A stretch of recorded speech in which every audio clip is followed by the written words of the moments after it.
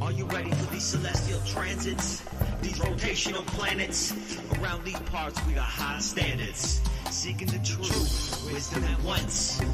We're coming from the stars above. This is Moonday Tarot, the one and only Kili Volcana. I hope you're ready for some giggles. And of course, we hope you got some wiggles. Strap in and get ready for some cosmic wisdom of ancestral understandings. Moonday Tarot. Bitch, it's Moonday. Moonday Tarot. What's up? Happy Monday. Whoops.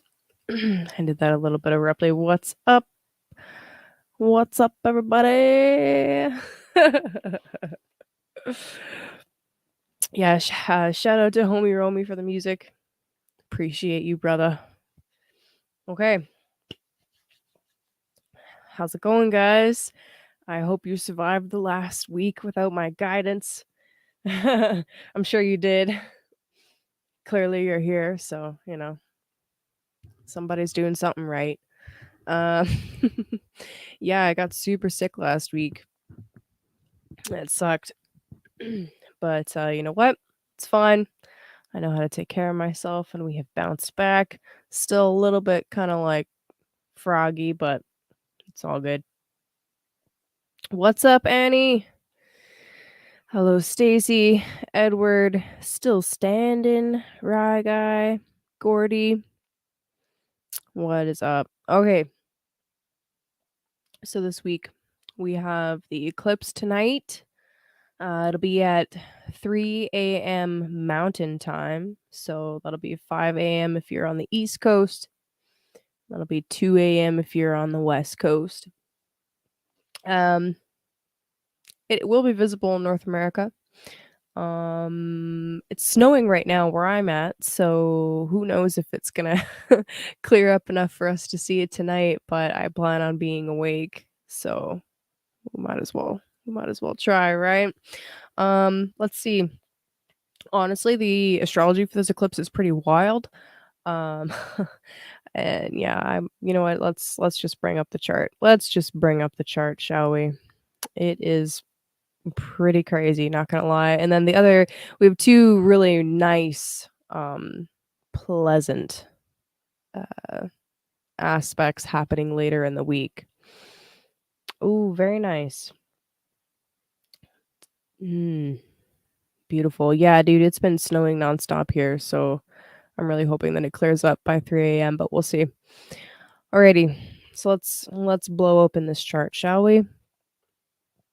All right, so I set the chart so that Scorpio is rising, as we are in Scorpio season. And as you can see in that first house, we have the Sun, we have Mercury, we have Venus, and we have the South Node. This is a full moon tonight, which is what a lunar eclipse is. Opposite from Scorpio, you could see the moon with Uranus and the North Node. So this is a lunar eclipse conjunct Uranus with a Mercury Cazimi happening at the exact same time. This is crazy. Just crazy. Like there's just looking at this, okay?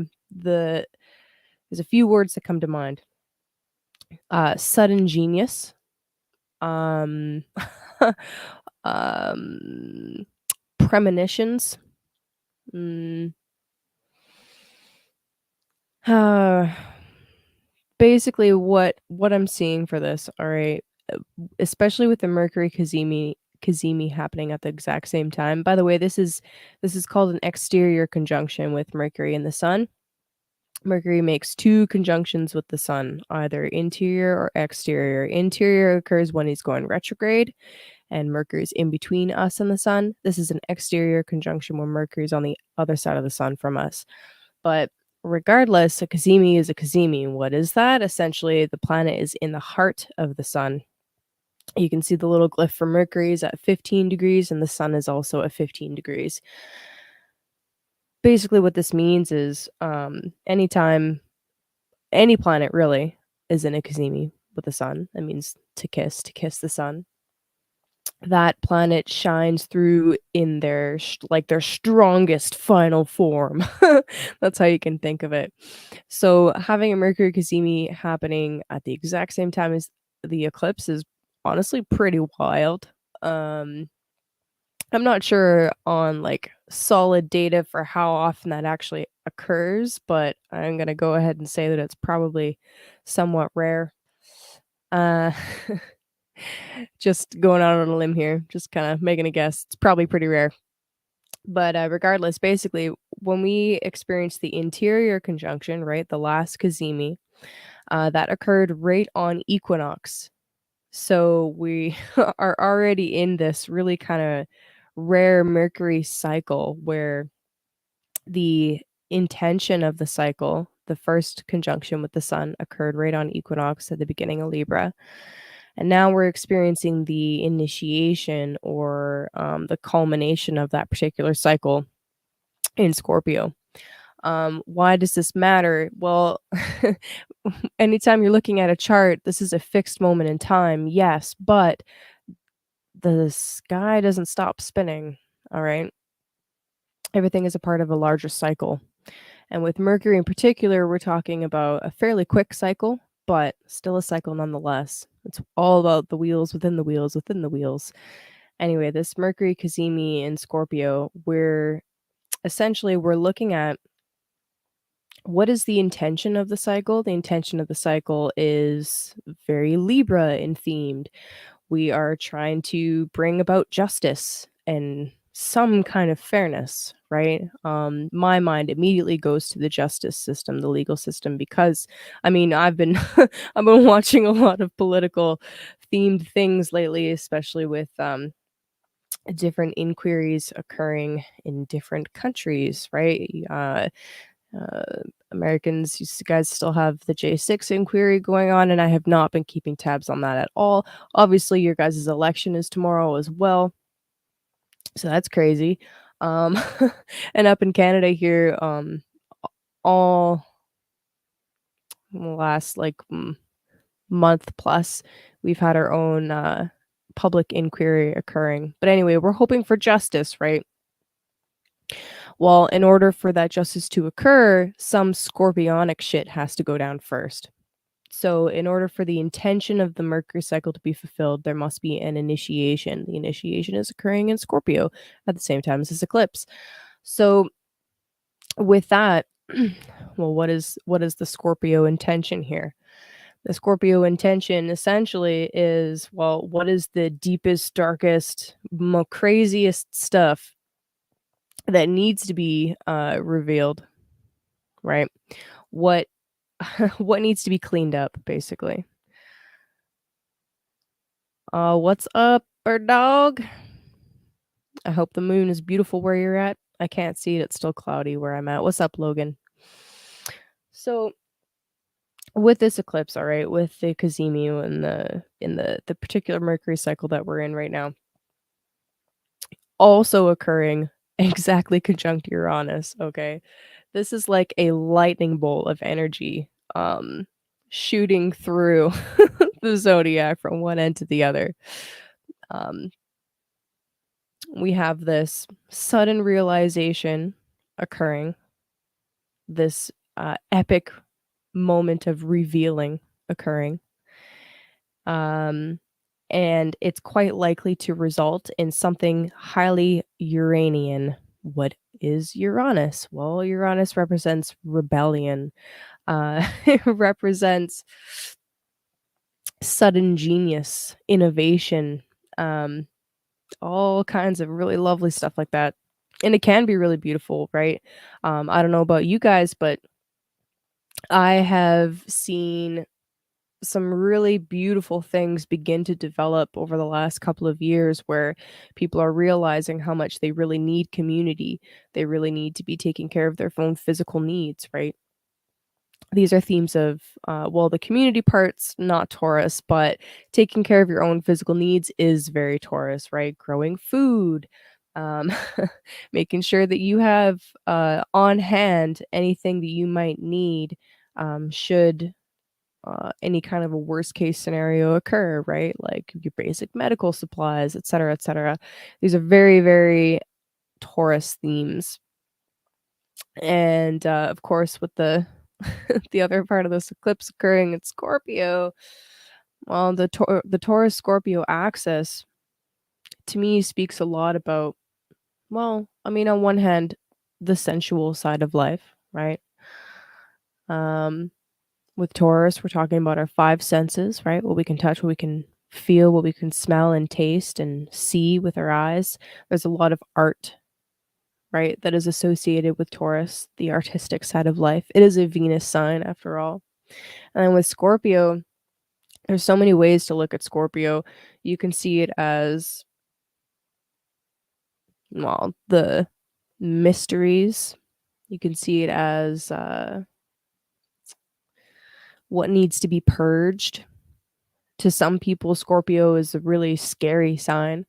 Um, Personally, I don't find it a scary sign myself, but that's because I happen to be a fairly scorpionic individual, right? I'm used to diving into the darkness. I'm used to looking at the scary shit.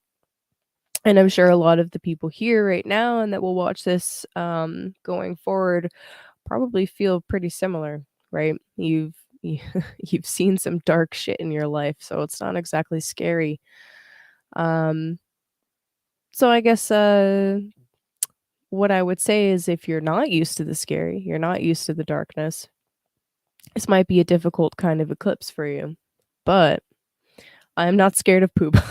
Oh no, DN is here. Great. What's up? Oh man. Good. Good. 'Cause Scorpio is all about purging. Purging all of that poop. Anyway, lost my train of thought. Basically, what I gotta say about this eclipse, guys, is as much as you can expect the unexpected. Um, yeah. Oh man. When you know you're a light, you realize darkness is an illusion. Eh. It's really interesting, this whole like light worker versus dark worker type thing. I don't know if you guys have ever heard that phrase before. Um, dark worker or shadow worker. What's up, guys? Hey Jenny, hey Charlotte. Um, but I don't know, I went through this phase. Actually, it was because of an eclipse cycle, actually. I went through this phase where if it was light and fluffy, it was probably fake and I didn't want anything to do with it. Um, yeah, I don't know how you guys feel about that, but essentially anything that had to do with like being a light worker and love and light and rainbows and butterflies and just give it up to God because the aliens are going to save us. I was like, fuck that. I don't want to hear it. I don't want to hear it. Because it seemed really fake to me. And in my experience, um, that's just not how life works. Exactly. Hello, darkness, my old friend, 100%. But anyway, I love that um, I love that there are people that can go into those really dark places, face some really dark shit, and come back out and are love and light and sunshine and rainbows. That's just not me. That's just not me. All right. So anyway, let's go back to this chart here. So I just want to point out a couple of really cool things. So on the side with the glyph for the moon is the north node. Why does that matter? Well, the north and the south node of the moon, on an esoteric level, they tell us essentially where we're going and where we're coming from. I personally really like to look at the nodes when I'm talking about a natal chart, or even when I'm talking about, the mundane transits. We're meant to be balancing these points. It's not that we're supposed to only go towards the north node and ignore the south node. I think that's a really unhealthy way to live life, especially because with the south node, we're talking about where we're coming from. And you can't forget where you came from, okay? That's just ridiculous. But also, there's skills, right? There's skills and there's important material from where we came that is extremely important for where we're going. The south node, however, K2, it's called in Jyotish or Vedic astrology, does have this effect of kind of like spiritualizing that thing. And when it comes to Scorpio, we're talking about spiritualizing the darkness, spiritualizing the mysteries, or flushing what needs to get what we need to get rid of. Scorpio is actually an incredibly pure sign. Truly, it's about purity. It's about cleaning. Well, it's not about cleaning, but if you don't clean and you have a still body of water, it goes putrid, right? You have to keep it clean. So there's going to be areas in your life where it's just time to clean house. You know, that's South Node in Scorpio. It's time to clean house. Um, but it's important to organize what you're clearing out, right? Anyway, with the North Node and Taurus, the North Node carries with it this actually really obsessive and hungry energy. Sometimes, if you go way too far into the North Node, you end up obsessing and I mean on one hand it can be very helpful to be driven, right? To be driven, to have ambition is not a bad thing, especially while we are living in physical bodies in a physical realm. But you can go too far into that energy and get sucked so deeply into whatever it is that you're doing that has the North Node flavor to it, where you forget that you're a spiritual being living in a physical body, right?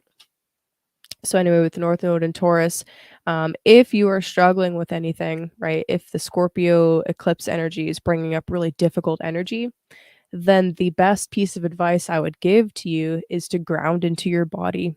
Use your five senses, Taurus. Use something that smells good. Use something that feels good. Make sure that you're, eating proper food, good nutrition. Get a massage. Find something that you can do that can help you ground down into your physical body and process somatically, that means through the body, whatever it is that's coming up. Okay. This is not the time to run away from your feelings. It is not a time to run away from your trauma, right? Because that is the other part of Scorpio that I'm kind of was brushing over a bit and hadn't really dove into yet. But Scorpio represents buried trauma.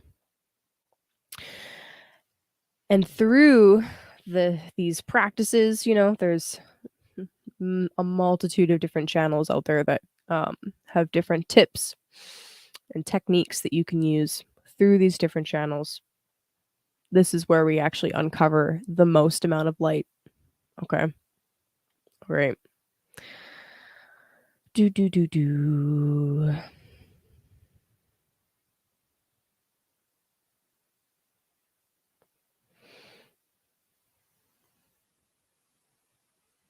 All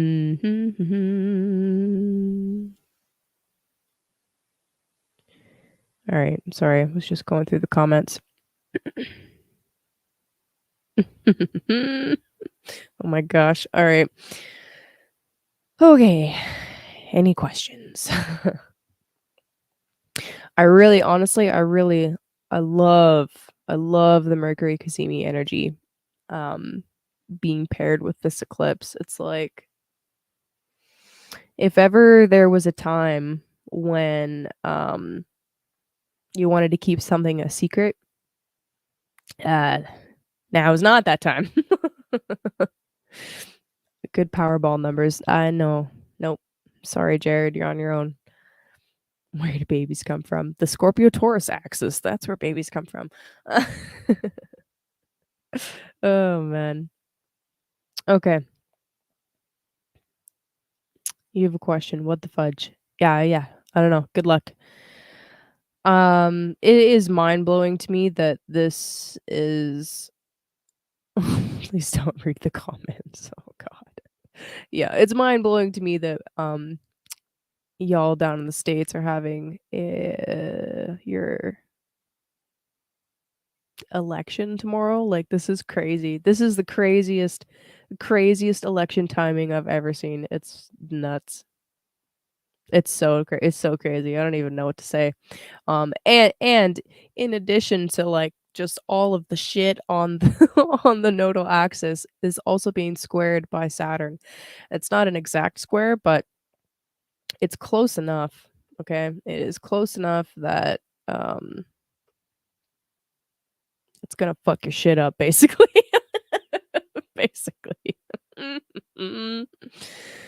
Oh man. So what I would also say is if you have any planets in the fixed signs, so that is Taurus, Leo, Scorpio, or Aquarius, in between, I'd say 10 degrees and 20 degrees, you're more likely to feel this. Now, I just want to reiterate something that I said around the, yeah, it's going to be a shit show for sure. I want to reiterate something that I said around the solar eclipse. We have eclipses all of the time, okay? They're not particularly rare, all right? Every 6 months, they come in pairs. We have usually 4, sometimes we have as many as 6 eclipses in a year.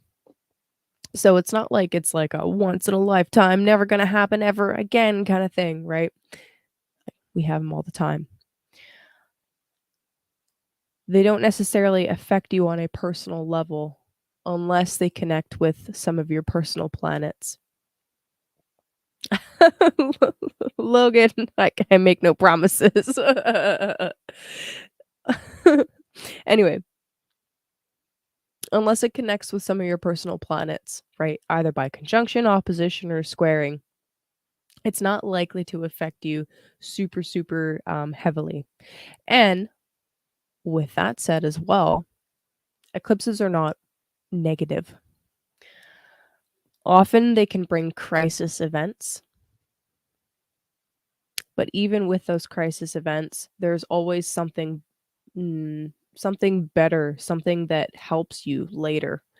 Sometimes even those crisis events are the thing that you really needed, the ass kicking that you need. Really.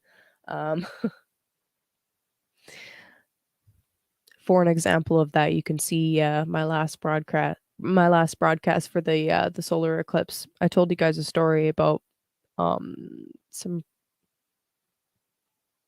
pretty poor decision making on my part that ended up with me going to the hospital and then ended up actually in me being sober for the last 3-4 years. So no matter what happens, no matter what goes down, if this is an eclipse that connects with you and really shakes things up in your life, just remember that there will be something good that comes from it eventually.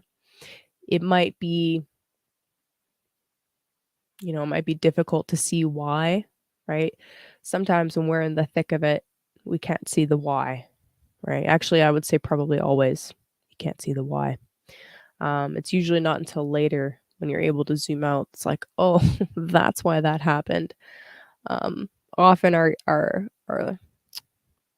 little ego will be like, okay, this is what I want right now. Meanwhile, there's a bigger plan. I have a joke for you, actually. I have a joke for you. How do you make God laugh?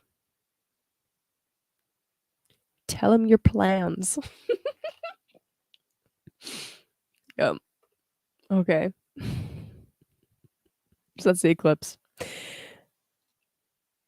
Wednesday, the moon will, be finishing out in Taurus. This is actually, I actually just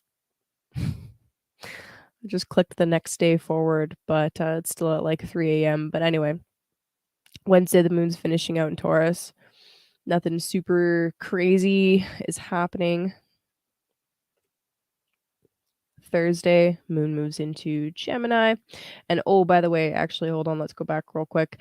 As the moon's finishing out in Taurus, right? It's just come from that insane eclipse adventures. As it's finishing out on Taurus on Wednesday, it will be making a trine to Pluto and then a sextile to the Pisces adventure happening right now. The Neptune. Oh my god, I almost forgot the name of that planet. The Neptune Jupiter conjunction in Pisces.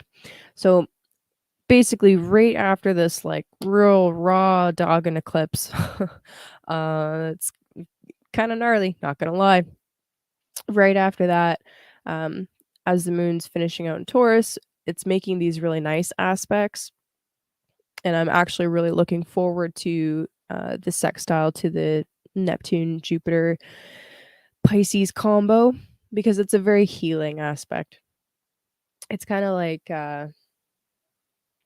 you have to go through this really crazy portal, and it's not a fun portal. But then as soon as we're through that, it's like several things go down astrologically where it's like, this is the why, this is the release point, right? There's major tension and then a release. That's what I'm seeing the rest of Wednesday as. So Thursday, moon moves into Gemini. Nothing like super crazy is happening on Thursday, except Venus, who you can see is at 22 degrees of Scorpio, will be in an exact trine to Neptune. So again, this is kind of continuing that theme of here's the crazy tension and now here's the release. Also on Thursday, the sun will be squaring Saturn. So more tension. Yay. But this is the closing square between Sun and Saturn. And Sun is actually in the dominant position. So basically what that means is this is a good thing. So anytime there's squares or oppositions in a chart, it is tension. It is activating. Again, it's not pleasant. It's not a pleasant energy. However, with Saturn, yes, there's something karmic about Saturn. There's something really difficult anytime that there's Saturn involved. However, you guys know my feelings about Saturn. Don't make me repeat them. It'll be like, all right, so this is what came up because of the eclipse.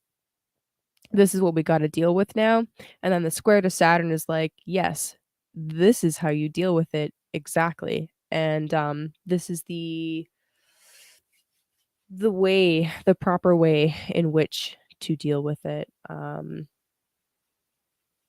Trying to think of like an example for you guys. Let's say it comes out that there was some kind of crazy interference, right? And I'll leave it vague like that. Some kind of crazy interference because that could apply to many different things.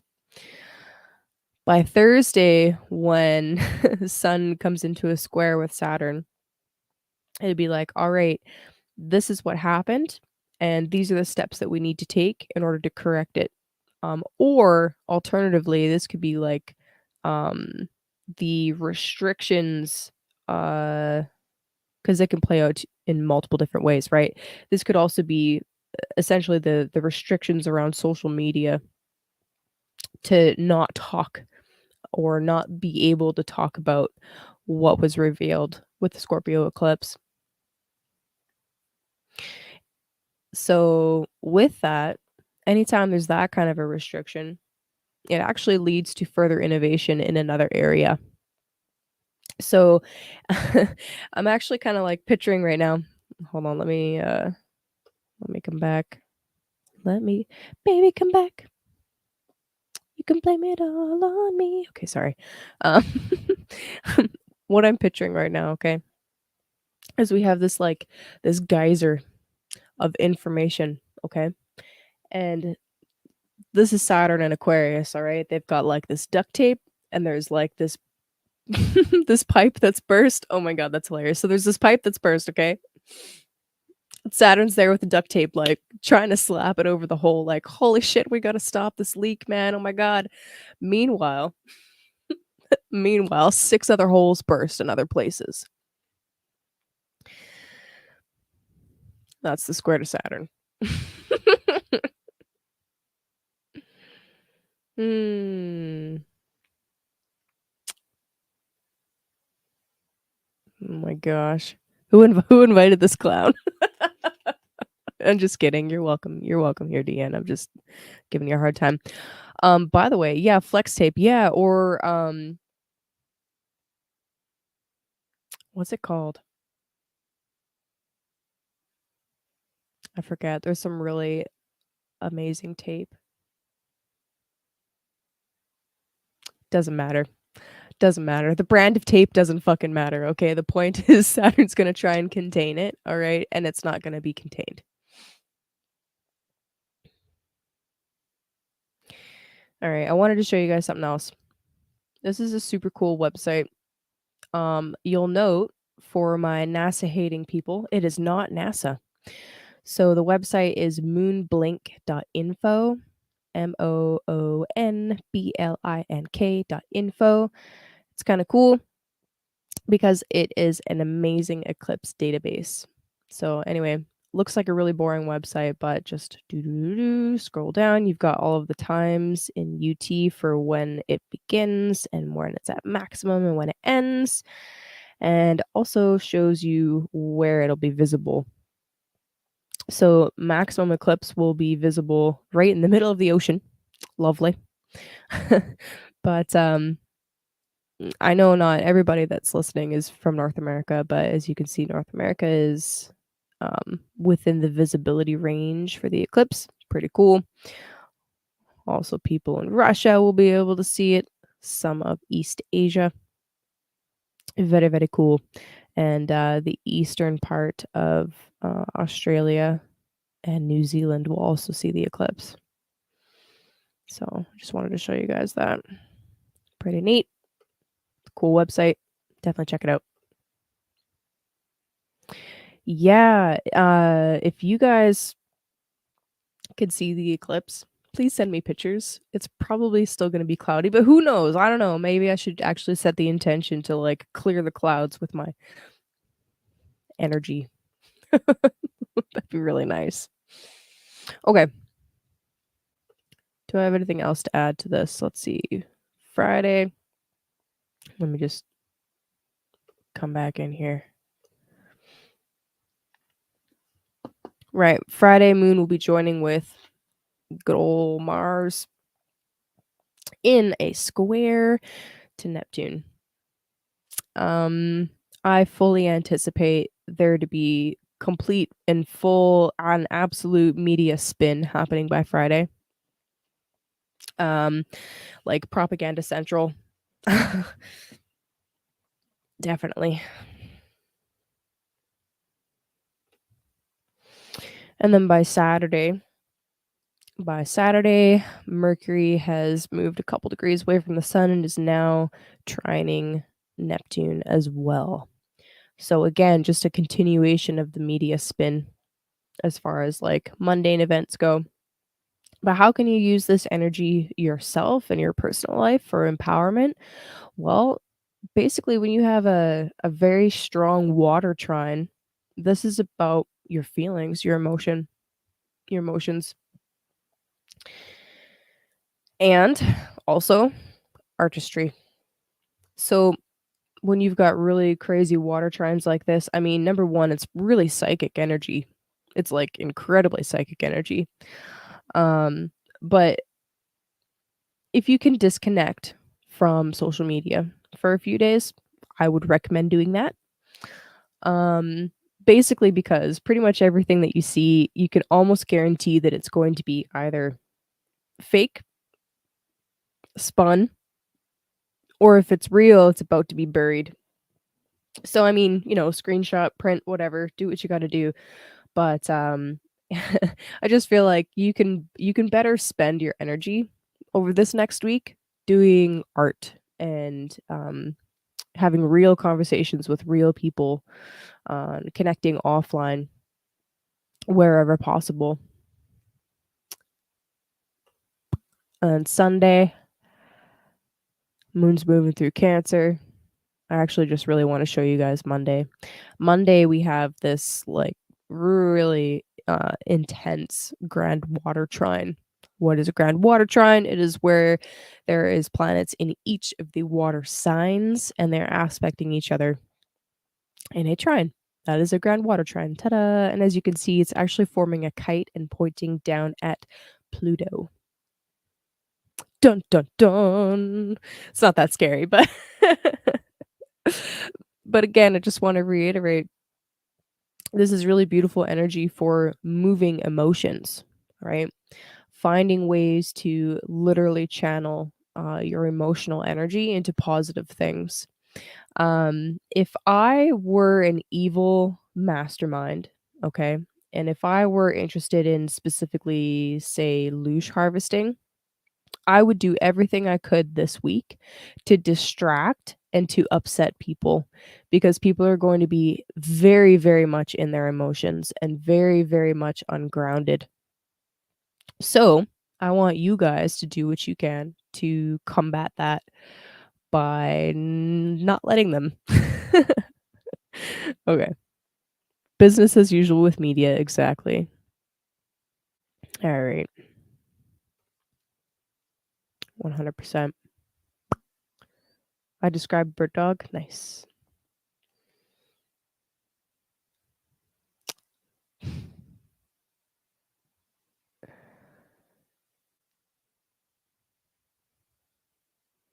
Okay.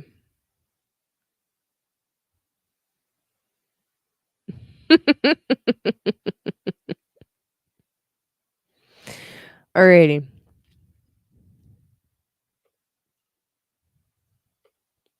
I've got my cards. We've got the banners. Let's go. So for each sign, I'm going to talk about where the Taurus Scorpio axis is.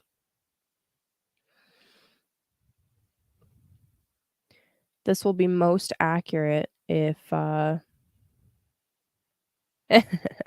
yeah, this will be most accurate if you go with your rising sign. If you don't know what your rising sign is, then go with your sun sign. That's fine.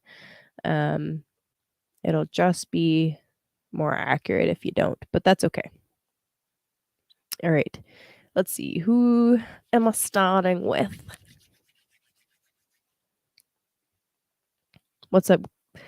Andy in the house.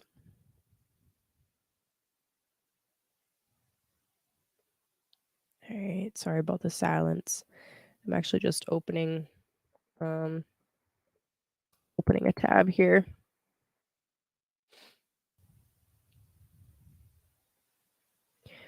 Do do do do do do do. Always have your notes. Don't ever not have your notes. Right, Andy?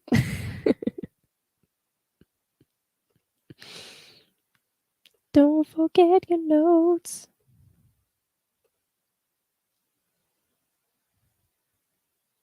I would like.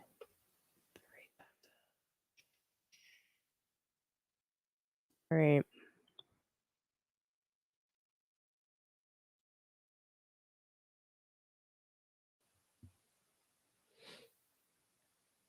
there we go.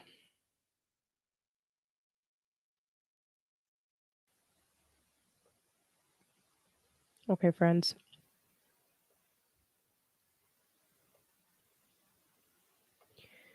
So starting with Pisces. Pisces.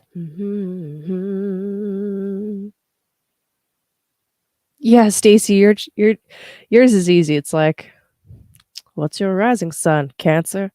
What's your moon sign? Cancer. What's your sun sign? Still Cancer. Definitely makes it easier for sure. Okay. All right. So Pisces.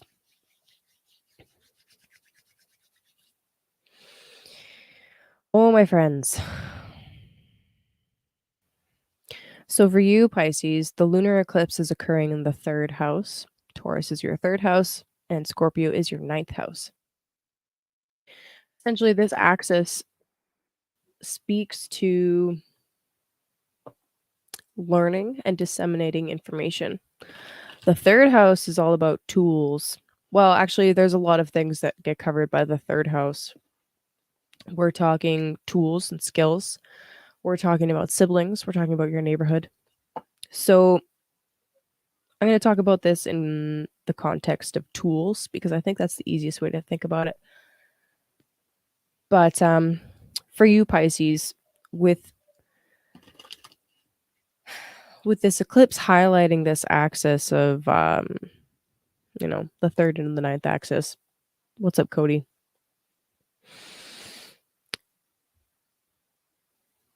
The possibilities here of seriously developing some kind of new communication skills. It's also third house's communications. Figuring out, oh my gosh, I actually have this incredible ability to use these two hands to build something that is completely game changing. Okay. Pisces, don't sleep on this. All right. Um,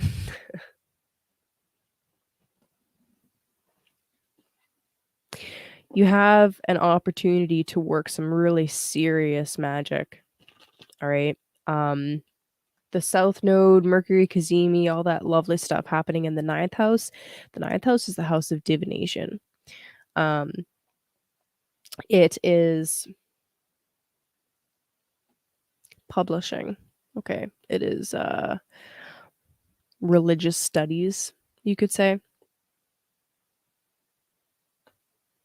What's up, Chance? But essentially, Pisces, there's like this lightning bolt of energy coming from the ninth to the third is basically like an opportunity for you to take some skill that you have that you probably have already been practicing for a long time, taking that energy, that skill, and like perfecting it in such a way that you're able to change people's lives. Okay, like that's the kind of energy we're talking about here. It's not a little deal. So I'm excited about that. Also, thank you, Dean. I will check that out in a moment. So anyway, what do the cards say for you, Pisces?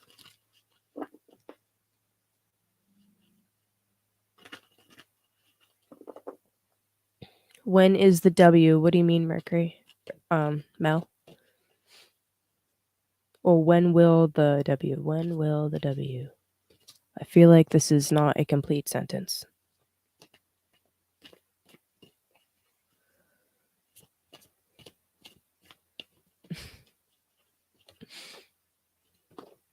Oh, Pisces.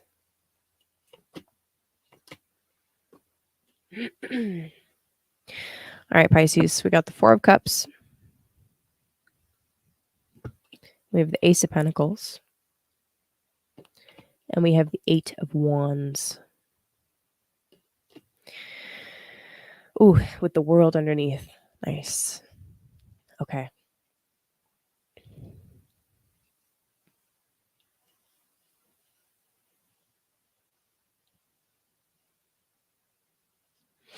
So for you, Pisces,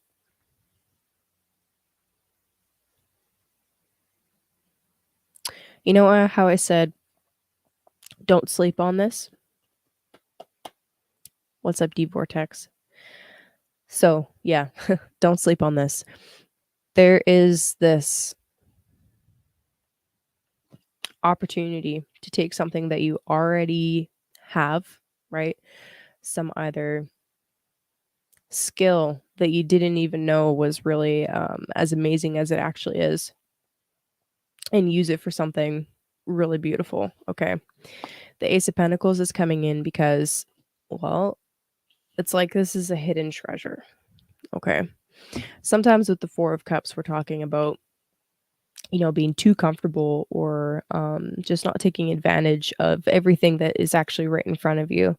It's like you have so many resources and so much like opportunity that I'm begging you, Pisces, don't sleep on this. So yeah, Logan, where is that in tracking, by the way? Curious. Also, because we're talking about the third and ninth axis and we are talking about communication, Pisces, it's like you are waiting for or about to send off a really important message. So I think what I'd like to remind you of is the fact that your words hold a lot of weight, right? When we're talking about the third house, this is also how we communicate. So for you, Pisces, it's like the words that you're about to speak have even more magic associated with them than they normally do. I have chills fucking everywhere. I know that there is one particular Pisces out there that is about to say some very important words and make some very important vows. Oh fuck yeah, we're making magic.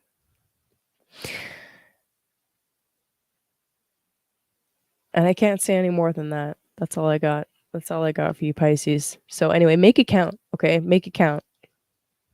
Um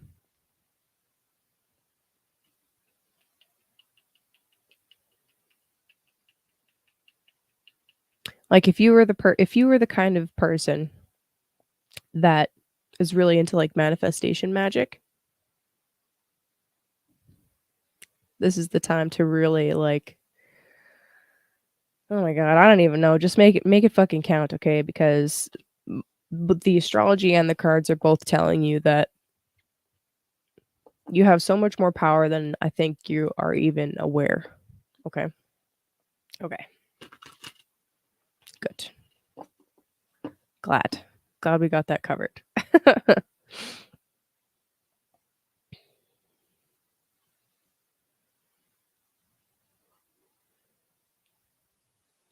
All right, Deanne, I got you. You did make it. Good work. No, it's all good, my friend. I start at Pisces and I go backwards because that's just what I do. Shh, Chance. I don't know.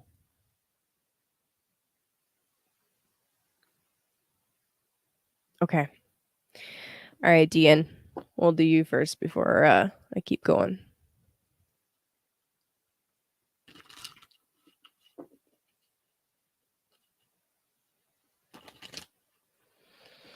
This is a single card for DN, and you didn't send me a question, so I'm assuming you just would like to know how the eclipse might play out for you.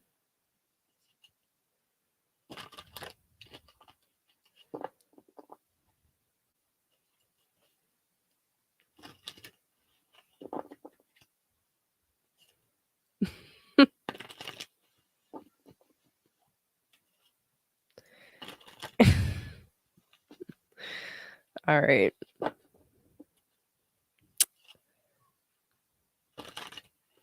Is that really your question? Is that your question? I don't think that's your question.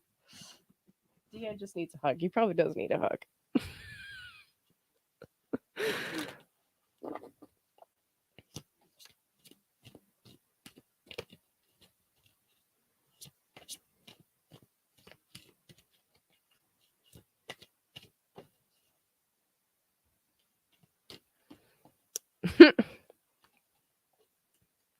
Okay, my friends.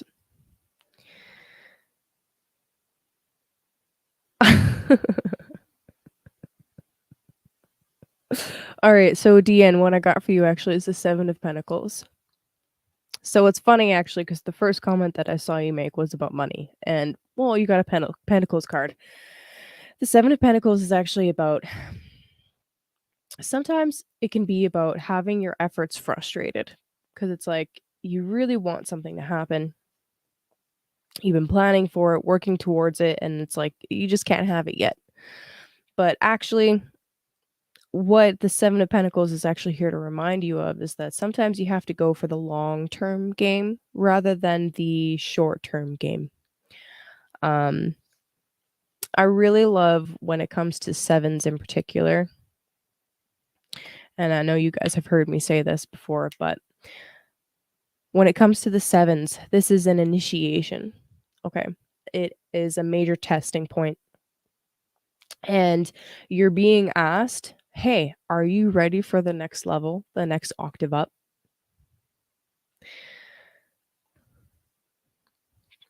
So there might be things being frustrated right now, but it's preparing you, right?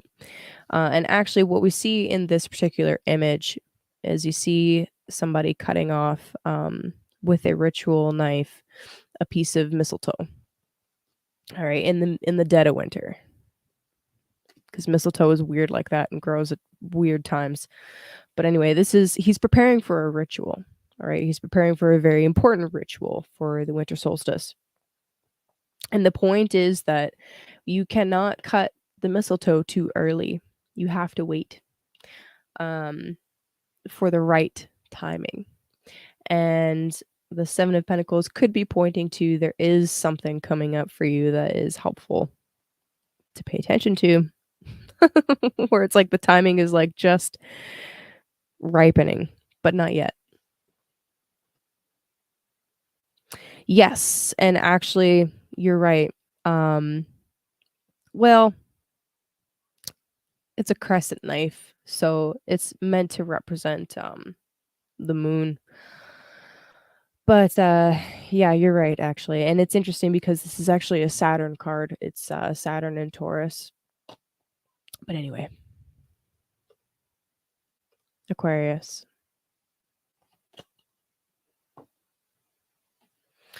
So for you Aquarius, my friends, Aquarius, what have you been up to, okay?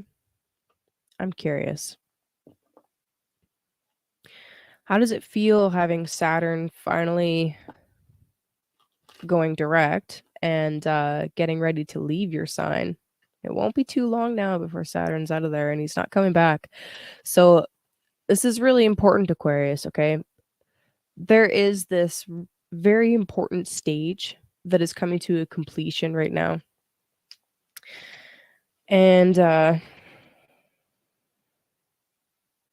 once Saturn leaves Aquarius, he's not going to be back for 29 years. So it's like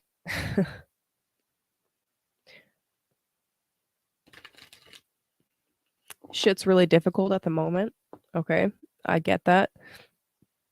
And being that you're on the fixed axis, these eclipses are not helping, right? But this is a really important turning point for you, okay? So speaking of the eclipses, Taurus for you, Aquarius, is your fourth house, right? So the lunar eclipse is occurring in the fourth house. So essentially it's a full moon on crack. Highlighting your home life, right? The fourth house is our private space, our private sphere. Oh, Annie, you're an Aqua rising. Yeah, no doubt. So anyway, fourth house is being highlighted here. Okay, so fourth and 10th house axis. I'm curious actually what kind of changes you're going through as far as your career is concerned, because that's where the South Node has been transiting. And it's almost like there's something being revealed to you or you are being revealed as something that is I don't know. This is just it's a monumental moment. A monumental moment that is really redundant. Sorry. This is an important moment. Okay, this is an important moment.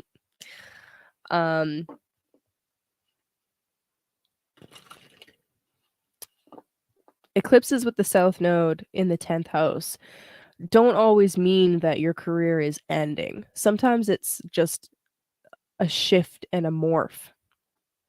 Sometimes it's actually planting the seeds that will blossom later, right? But anyway, with the 4th house being really what's being highlighted here, this represents, on an esoteric level, it can be talking about some of our deeper hidden emotions.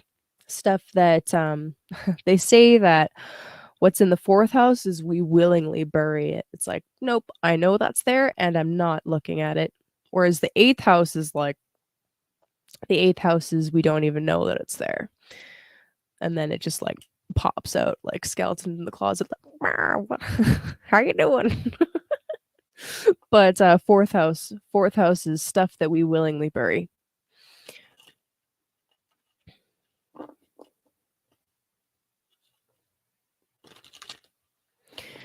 So with the lunar eclipse being there, you know, is there anything happening at home that really just needs to be addressed? If so, I recommend taking a hard look at it.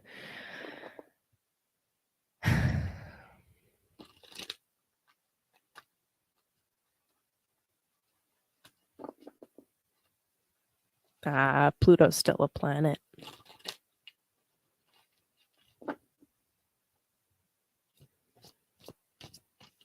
Okay, Aquarius.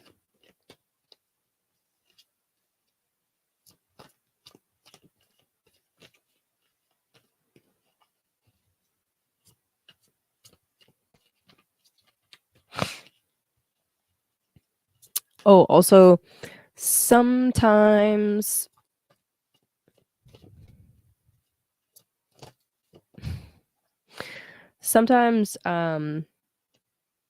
changes in the 10th house can actually lead to a change in social position. So just putting that out there. Anyway.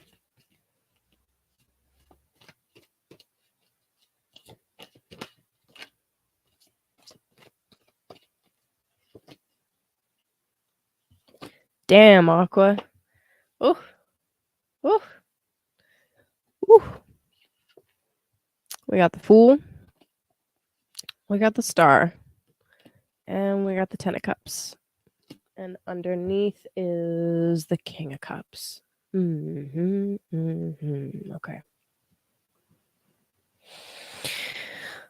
Like I was saying, Aquarius, with Saturn getting ready to leave your sign, won't happen for a bit yet, but you're about to be fucking brand new, okay?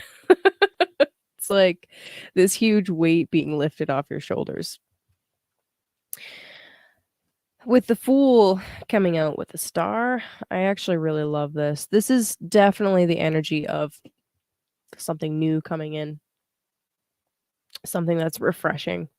And whether it's actually you just realizing how much bullshit you've been carrying around and like, get this out of here.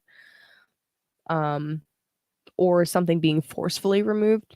I don't see that in the cards specifically, but, you know, we're talking about eclipses, right? It's like realizing that the past is the past. We're rid of that now. We've pulled up the floorboards, cleaned the corners of the house. Every single cobweb has been taken down. And now that you've got this like this fresh and renewed energy going, now you can move forward.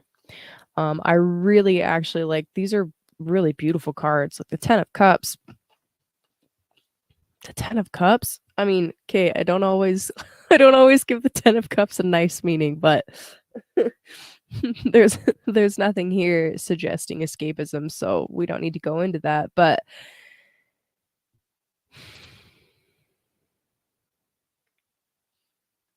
It's like once you release a bunch of baggage and trust in spirit, God, universe, whatever it is that you believe in, it's like you can go on this new start and set some really beautiful goals for yourself. Like, what is it exactly that you want to accomplish? So when I was mentioning the stuff about the 10th house, right, where we're planting seeds, what exactly is it that you want for yourself in 5 years, in 10 years, in 20 years? What are those goals, right? What are those long-term goals? That's the whole point of Saturn, by the way. What is the long-term goal?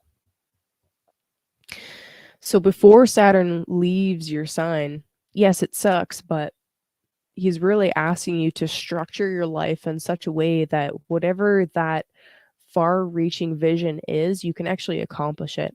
So what is that goal for yourself, right? Is it world domination, Aquarius? Because like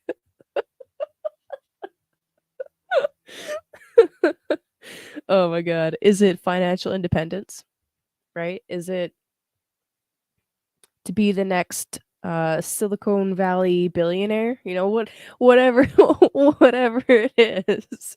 Whatever it is. Those larger goals, you know, you got to break them up into smaller chunks. So, I don't know, maybe 10 is a great number.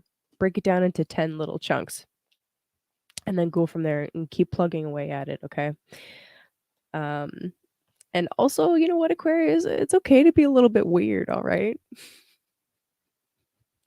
I hope you have embraced the cringe because I mean, you're a fucking Aquarius, so that's you in a nutshell is just, you know, cringe. And there's nothing wrong with that, right? Personally, I regularly sit at the well of weird.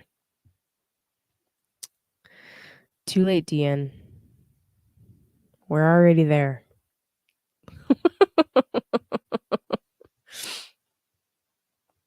So anyway.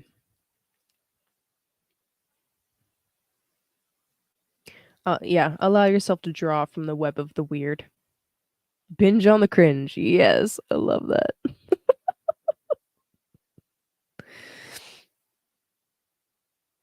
Mm. At the well of weird. Yes, but spelt WYRD. Anyway, Aquarius, you're being asked to pull from the web of weird. The well of weird, the web of weird, whatever. Drink up. Drink up. Seriously, especially with King of Cups underneath too, right? Like I kind of get the feeling that there's some really deep and intense emotional releasing that needs to happen. And then once that happens, it's like I'm a brand new person and you go on your adventure. So, anyway.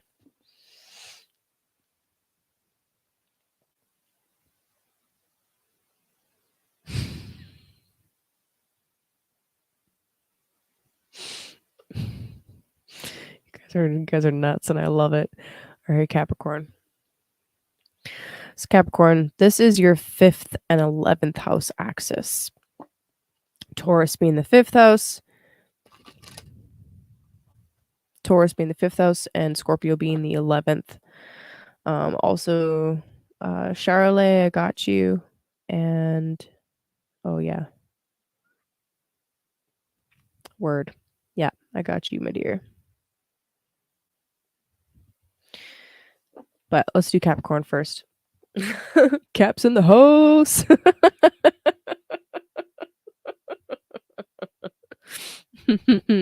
Goat gang. All right. So anyway, Capricorn. 5th house eclipse. Sexy. Not gonna lie. Whew. Woo. Anyway, the 5th house, okay? With the 5th house, we're talking about our creative endeavors. We're talking about romance, risk, fun, joy. That's the 5th house. With the 11th house, this is our wider social network, our rewards from our career. Yeah. So with this lunar eclipse in the 5th house, I mean, quite literally, there's an incredible amount of sex appeal around you, Capricorn. There just is. How you choose to use that energy, right? That's where the power of Saturn comes in. Are you restraining it and channeling it into constructive means? Or are you wasting it? Now, if you were a gambling person, okay, if you are a gambling person and you were a Capricorn rising, I would buy a lotto ticket. I would do it. Why? Do you see this astrology? This is insane. Yeah. Yeah. I mean, that's one way you can use this energy. Try your hand at some games of chance, right? Uh Oh, really? Oh, wow, that's wild. But like for real, because 5th house is risk and gambling, okay? And you've got a lunar eclipse. Now, that does not mean that this is financial advice, okay? Please don't listen to me. I'm an idiot. But when it comes to astrologically supported things, 5th house being chance, lunar eclipse on Uranus, there is an incredible opportunity there for something really beautiful to be born, okay? And Uranus is such an unstable and like crazy energy. It could be huge, okay? Now, for some of you, right? For some of the Capricorns out there, this could be like launching a small business. This could be launching a new hobby. This could be launching some kind of art project. This could be starting a new relationship. That's 5th house.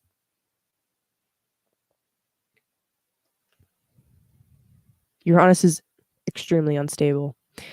But anyway, there's so many different possibilities for you, Capricorn. It's all about, I mean, what are your goals? We just asked Aquarius, what are your goals? Yeah, dude. Just reading the chart, my friends. Does somebody need a timeout? No. DN, relax. Oh my god.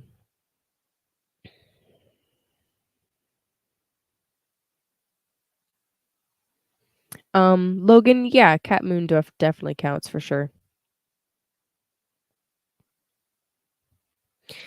Anyway, there's lots of possibilities. Okay. Lots of possibilities. And yeah,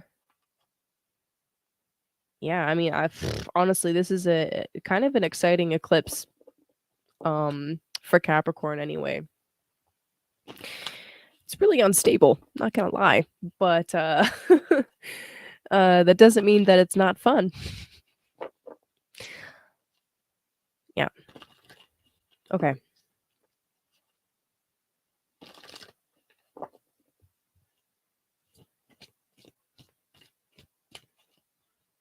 It's definitely a fun eclipse, okay, for Capricorn anyway. Now,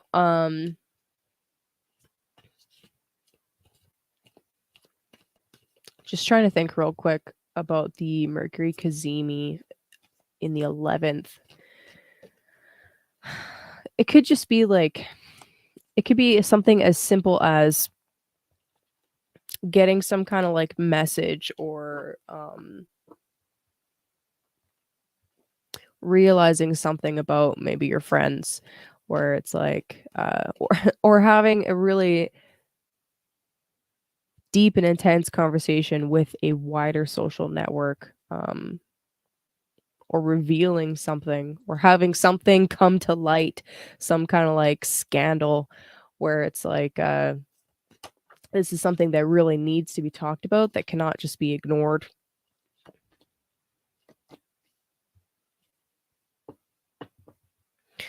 But it comes from like a wider social network, like, it's like a friend of a friend kind of situation. It's not someone that's like intimately connected to you. That, or you find out something about like I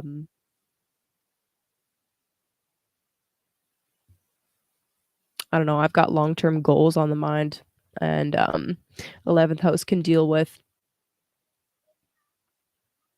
like, quite literally, it can deal with like your really far-reaching goals. So, anyway, there's something that gets revealed there that is important to take note of. And if you want to accomplish the Libra things in your chart, then this is a really pertinent piece of information that comes to light. So, anyway, Capricorn, for you, I've got Strength, I've got the Two of Swords, and I've got the Four of Wands. All right. So, Strength or Lust or what's the other names for this card? I think that's it. Just Strength and Lust. Anyway, Strength, fucking amazing. Like I said, tons of fifth house energy. And like I said already, fifth house has to do with romance. It has to do with sexual energy. It has to do with artistic energy. It has to do with children. Strength coming out really is showing me that when you are operating from a place of heart centeredness, when you are operating from a place of this is my authentic self, you can't go wrong. But I see here with the Two of Swords, there's an important decision that you have to make. And it's kind of like, I don't know, the Two of Swords came out in between these two, right? So it's like one, there's one possibility, okay? On one hand, one decision leads to,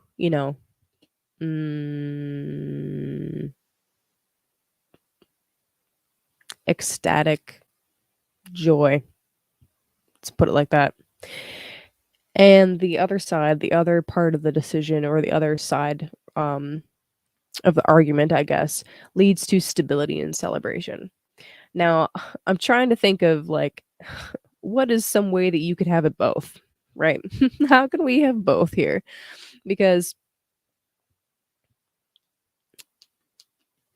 stability and celebration and joy, like really beautiful ceremonies don't have to be stuffy, right? I kind of feel like this is a false choice, like a false dichotomy. But anyway,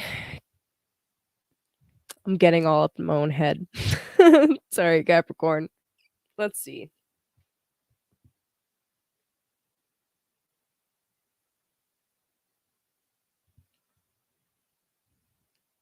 Whatever this choice is, it's not that you need more information. I think that you already know what decision you need to make. Um, and yeah, it's not like a decision that you can make just on pure logic alone. It's like you need to feel this one out through your body. What when you think about the path that you're on right now, how do you feel in your body, right? Does it actually legitimately feel exciting to you? Does it feel fun? There's something that Chance says all the time that I really love. If it's not a hell yes, it's a hell no.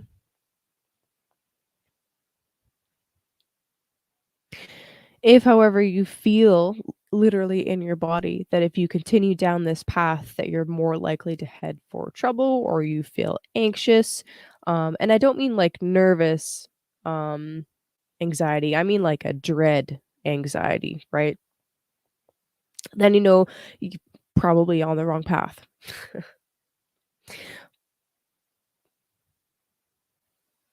Oh, there you go. I love that. I would love some more context, D Vortex. It sounds like you're going through some really exciting shit, so that's really cool. But anyway, once you make your decision and you commit to a path, then that's when I feel like the celebration and the uh the ecstatic joy opens up. Let's see. I also kind of get the sense, Capricorn, that it's really important for you to connect with your root, to root down and make sure that you are, hey, what's up, Rel? It's all good, buddy. I started an hour early because that's just, yeah. Yes, that is fifth house energy right there. I love it. Anyway, I kind of feel like Capricorn, God damn it, I lost my train of thought. Shit. Awkward. Right. Connect with your root. If you're trying to make any kind of decision from just your head alone and you're not connected to your body, you're going to run into really serious issues. And I feel like this eclipse in the fifth house in Taurus is really, really asking you to connect your joy and your hobbies and stuff and make sure that you feel it in your body as something that is like just every single cell in your body needs to be saying yes. And then celebrate, motherfuckers. Okay. What's up, Ariel? All right, I'm gonna take a pause on the signs and pull a card for Charlotte. Charlotte. Ooh la la.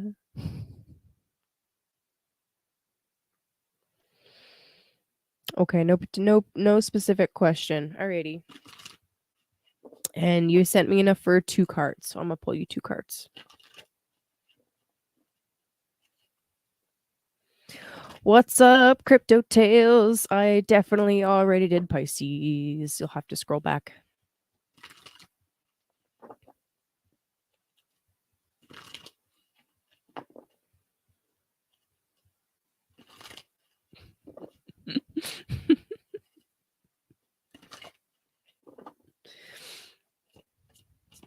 Okay, my friend. Oh, shit. Girl, that's a lot of cards.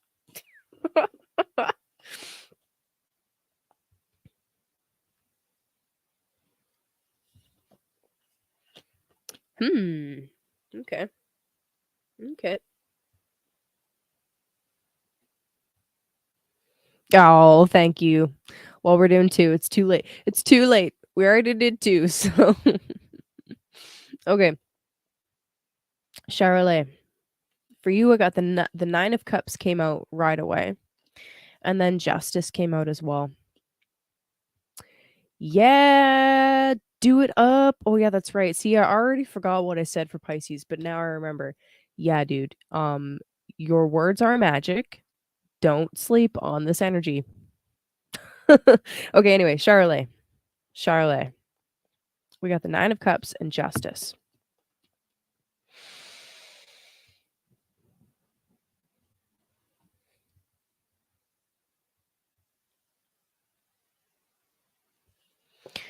The 9 of Cups.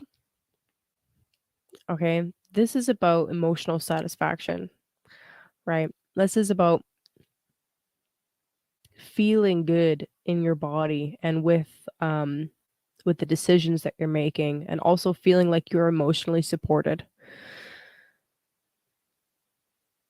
So my question for you actually with this is there any area in life where you feel like you need more support? And if so, why are you not asking about it? Or asking for that support? So with the other card being Justice that comes out, it's like there's a balancing that needs to occur. Now, Justice can be talking about a lot of different things, right? This is the card for Libra. And I want to note something. With the scales and this idea of our heart being measured against a feather, um, on one hand, we want the heart to be light, right? So it's important to, make amends where we need to make amends. It's important to forgive where we need to forgive. And also to, just make sure that we're not that we're being like upstanding people in general. I almost said citizens, but it's important to not hold on to too much resentment or guilt. Really, guilt is the killer. The guilty are the easiest to manipulate, by the way. So definitely don't hold on to guilt. But on the other side of that feather, right? We actually have to make the feather heavier. How do we do that? Through the pursuit of knowledge.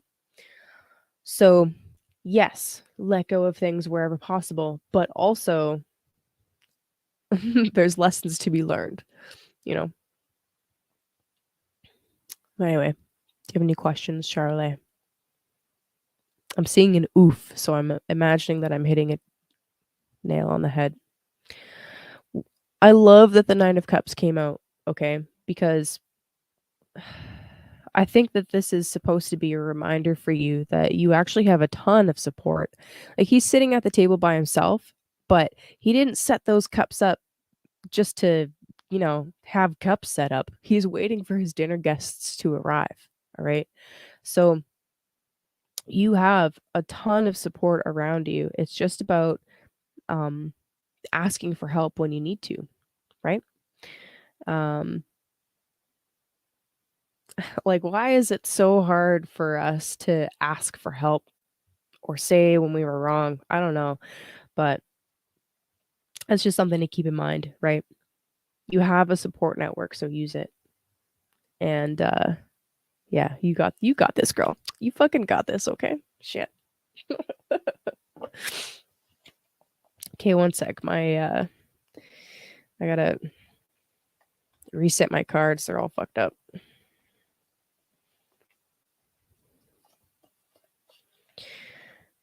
Good, I'm glad. Sagittarius. Why do we park in you park in a highway? What? Yeah, asking for help is really hard for a lot of people. Um, I don't know. I think it's pride. It's like, "No, I can do it myself." But like, it's not a bad thing to ask for help. And sometimes people people often are just waiting for you to ask, right? People, generally speaking, people love to help, right? Um, we're just waiting for the invitation. And if we don't have an invitation, it's impossible to know when when or how to step in to help. So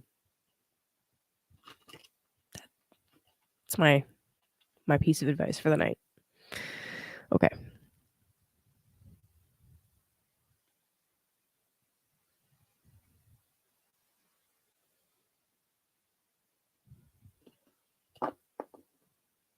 Are gems and sag a good romance mix? Ooh. Oh, that's fair enough.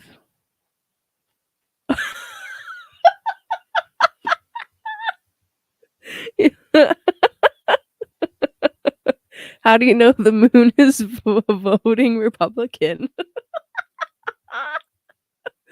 Oh shit. Oh my god.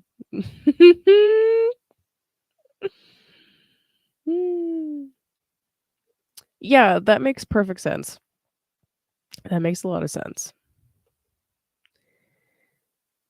Okay. Are gems and sag a good romance mix? Because it's red. That's funny. Oh my god.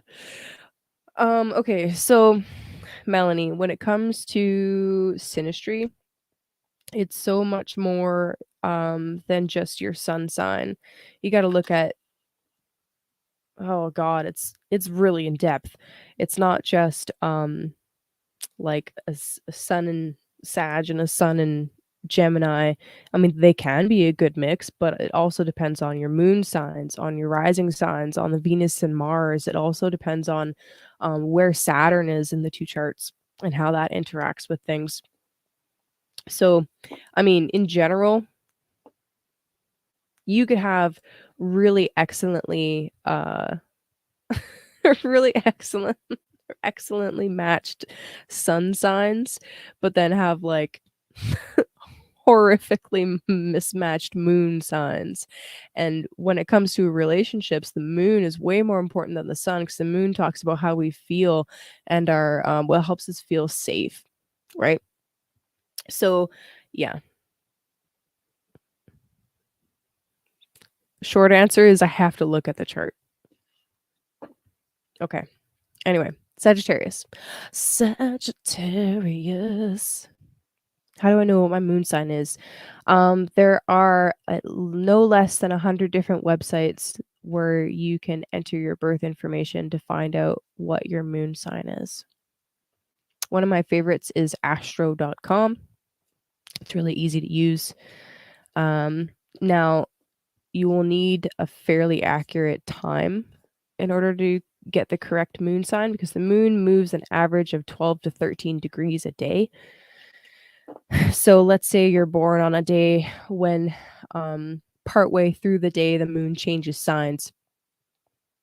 So if you don't have an accurate birth time, you could have the wrong moon sign. But if that's the case, then just look at the archetypes, the two archetypes. And if it's like, well, I mean, for example, the Scorpio Sagittarius axis.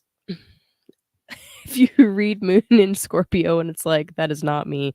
And then you read moon in Sag and it's like, that's me, then you know your time is a little bit later.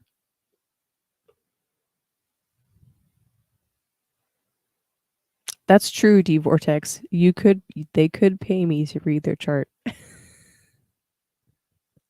I know, Jenny B, I'd make a great lawyer.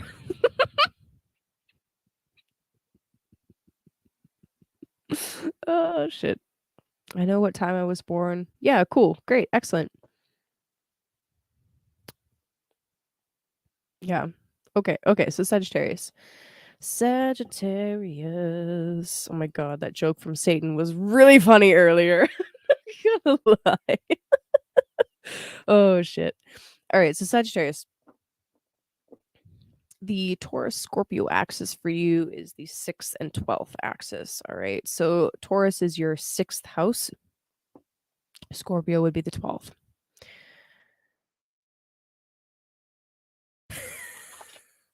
You have to wait. Sagittarius first. Okay. So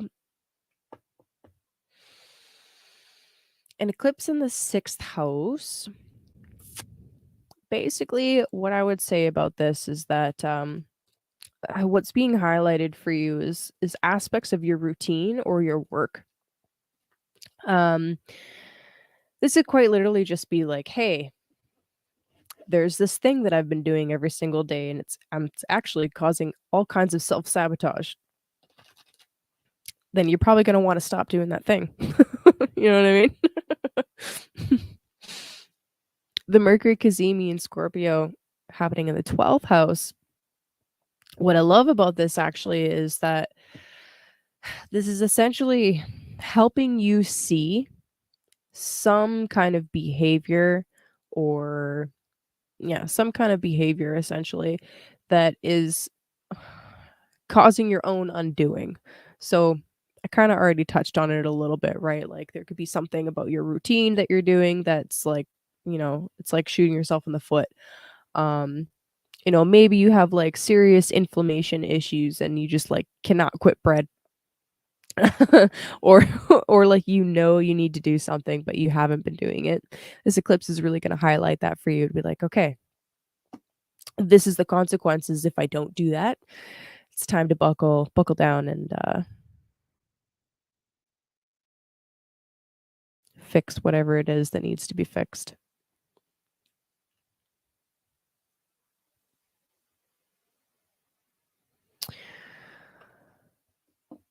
So yeah, I love I love the Mercury Kazemi energy, to be perfectly honest with you. It's actually great.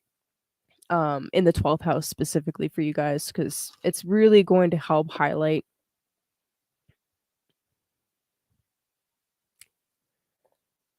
some, like, it could actually be that whatever it is you're doing, maybe you even consciously know, like, hey, I'm actually just like eating. This is me, okay? This is me that I'm talking about. I'm actually just eating all of this shit because I'm not dealing with some trauma. This is the kind of eclipse that's going to really bring that to the surface so that you can deal with it. Eclipse is tonight, 3 a.m. Mountain Time, so 2 a.m. on the West Coast and 5 a.m. on the East Coast. So this morning. Okay, Sag.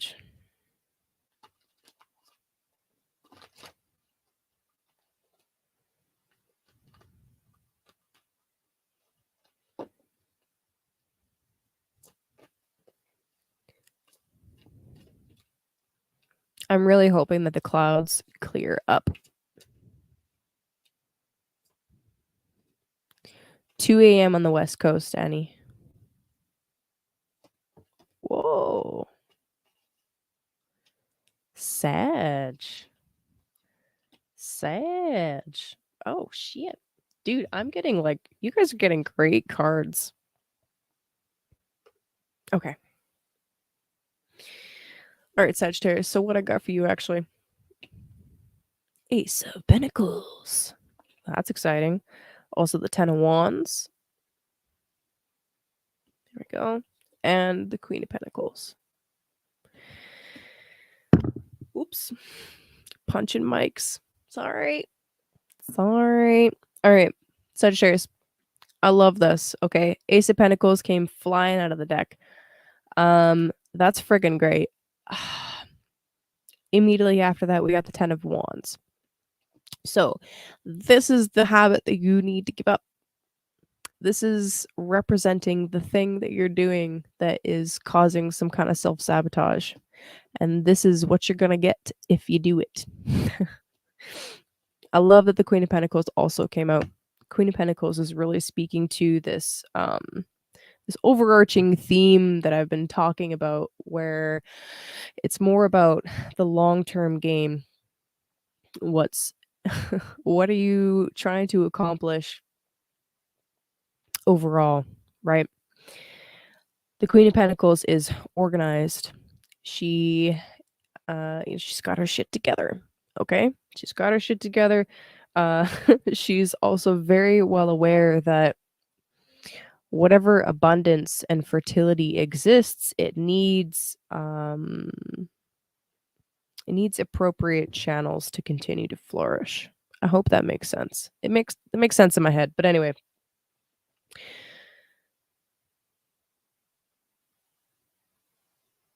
keep pursuing whatever it is that you've got going that's new. Like, as I was saying, with the 6th house being highlighted here, this is also the house of work, right? So whether it's like a new job that you're working with, or just, what your business is opening up to serve more people, or whatever the case may be for you, even if it feels like you're biting off more than you can chew, just keep in mind what your long-term goals are. And maybe also consider, like, if there is some kind of thing that you're doing that you need to give up, how much more time will be available to you if you give up that thing?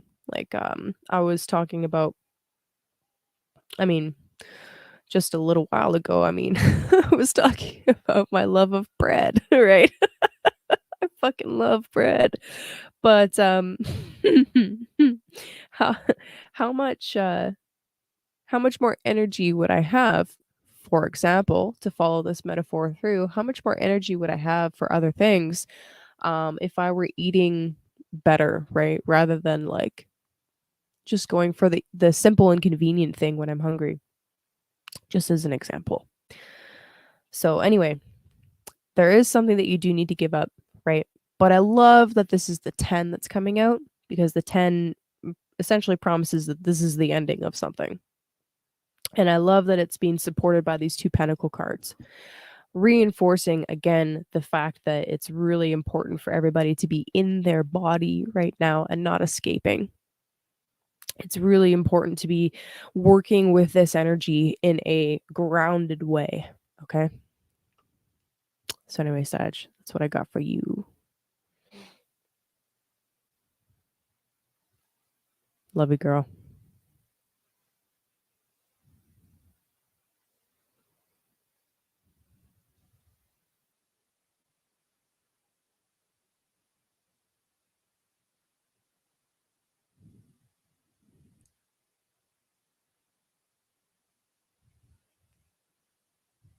What's up, Amanda?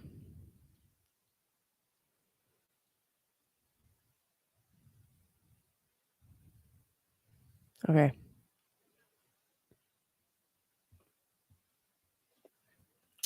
Hey, you know what? Do what you want. As far as like astral projections and stuff goes, this could very well be like, I mean, I don't know. I'm cautious about that shit, but I'm also like extremely Saturnian and Capricornian.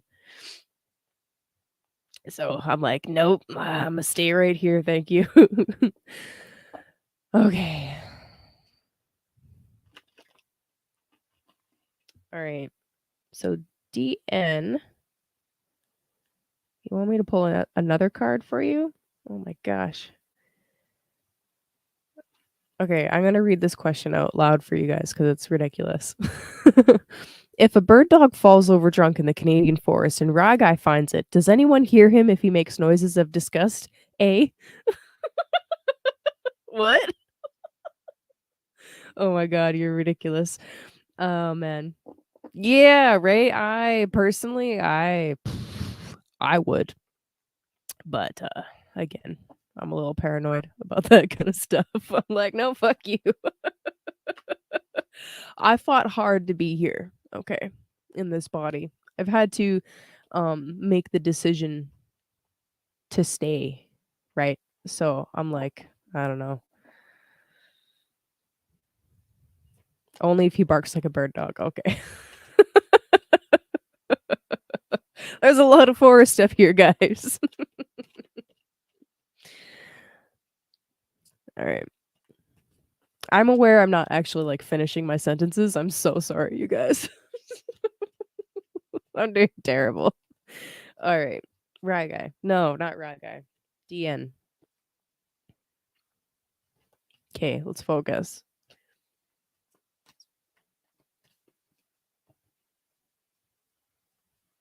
Well, okay.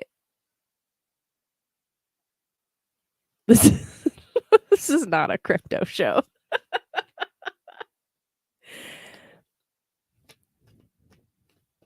Okay. It is the moon. Yeah, blame it on the moon. I love it. Hey, DN. Okay. Okay, my friend. So you got another pentacle card. It's not strictly a pentacle card though. You got the lady. All right. So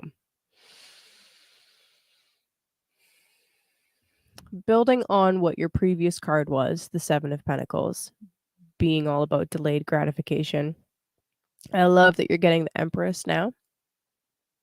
The lady, the Empress, pregnant with possibility, right? She's literally holding a cornucopia and a whole bunch of wheat. She's pregnant as fuck. And there's a nice little, beautiful little goddess statue right there. This is all about abundance, right? You didn't get anyone pregnant. That's good. That's good. It's not always a literal pregnancy, okay?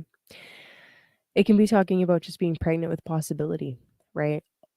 Launching a business, for example. And that's also on my mind, so I'm using it for a lot of examples. Sorry, but I mean, And if you're talking about crypto, then like this is the promise of at least one of your coins doing well enough that it's like you're actually like making bank on it. But again, considering that earlier we pulled for you the 7 of Pentacles, this is about the promise of the payoff of the long-term game. Anyway.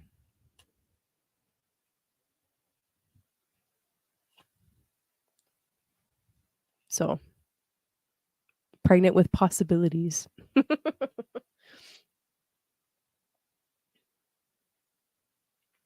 Okay.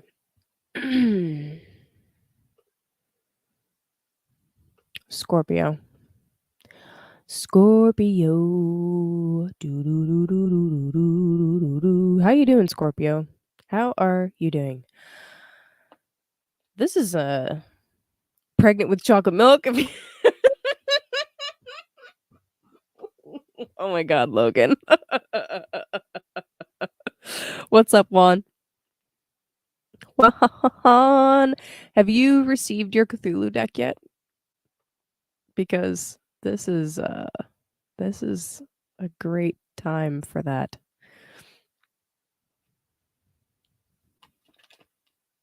Oh, cool. What's up, J-Lo? What's up, Carrie?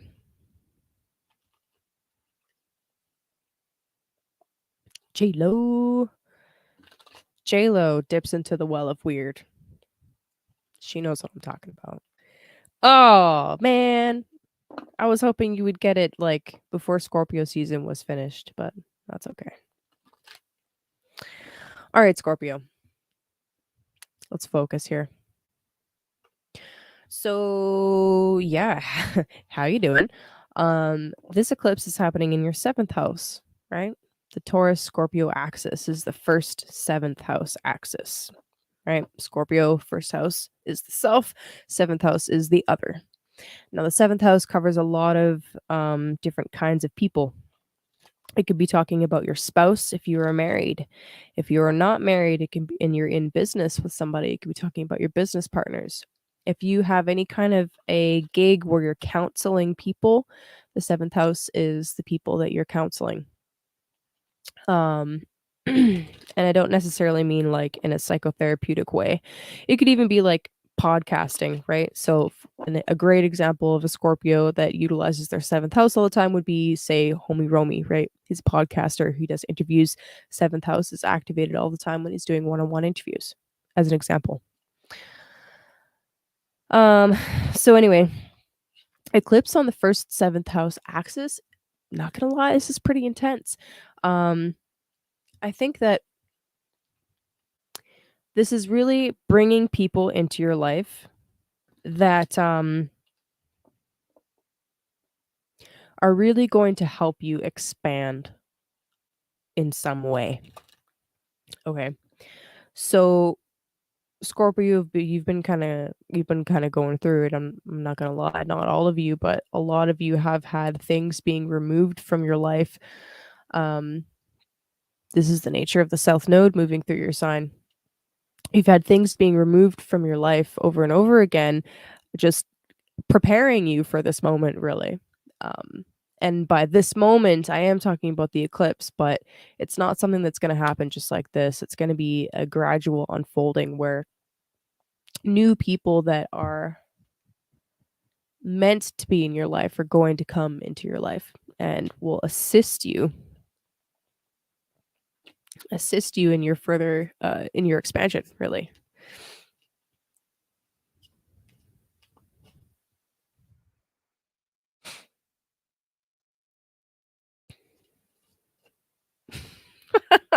Yeah, doesn't believe in astrology, but that shit was fire. All right. Okay, so Scorpio, you got the devil card. In this deck is called Cernanos. Also, the alchemy card, the Ferald. Alchemy or temperance. So, wow. Damn, son. And the Prince of Pentacles.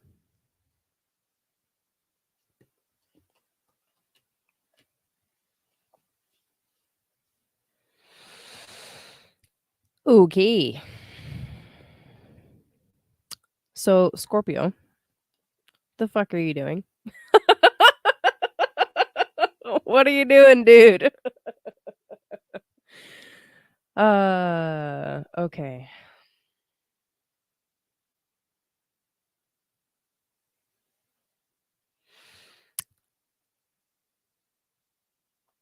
So, shout out to all my Scorpios who aren't pieces of shit. This message is not for you, okay? If you're doing something shady, you're about to be found out. Okay.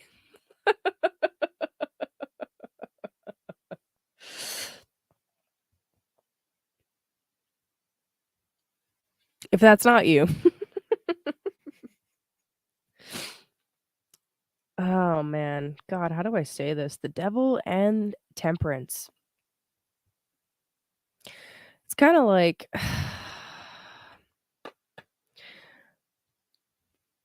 this could potentially be some really dark energy. Okay. Okay, good. Good, good, good, good, good. I'm glad. I'm glad. Um,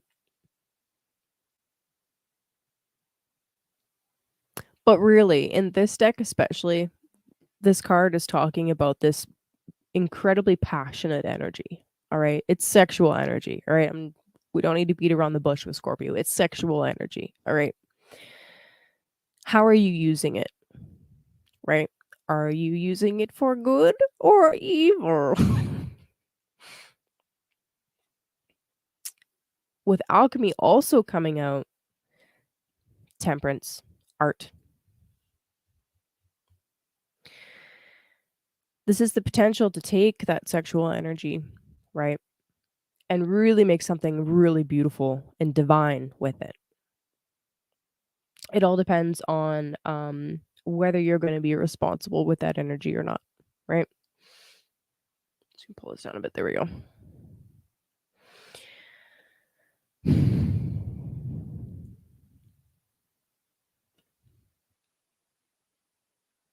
In this card, all right, the priest and the priestess have just had a union ceremony, all right, and they're asleep. And Cernunnos is there because they're being naive, right? And just kind of lazing about, you know, they've done their deed and now they're just kind of like hanging out. They're not they're so vulnerable, right? They're extremely vulnerable in this position.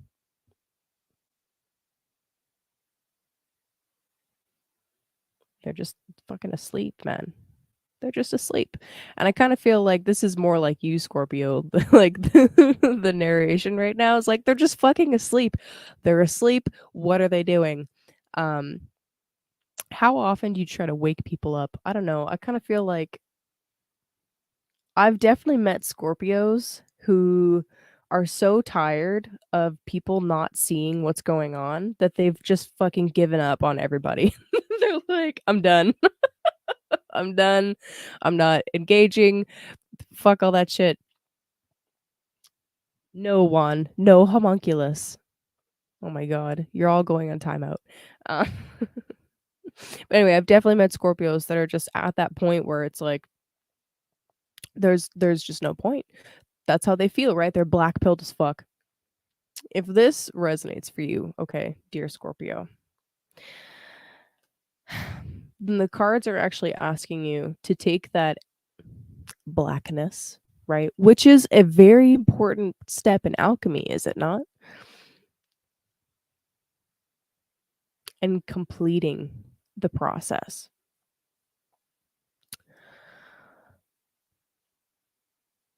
There's more steps that have to happen, right? So for the non-evil signs, shut the fuck up. Chance, fuck you. Yeah, I love that. Exactly. It's all about planting seeds. But anyway, blackening everything is a very important step, right? In alchemy.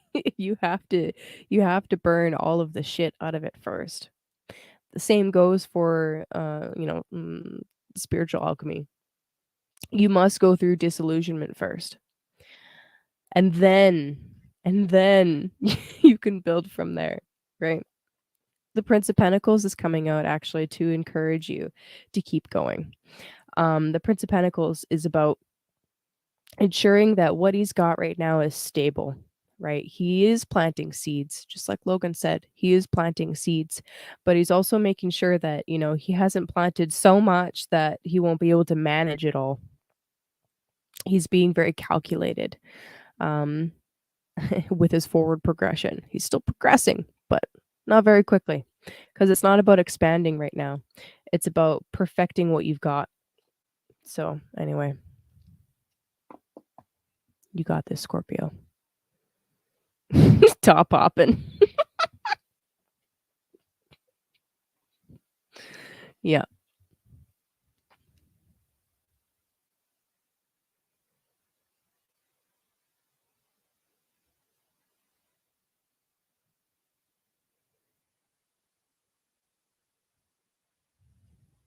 My gosh. All right, Libra.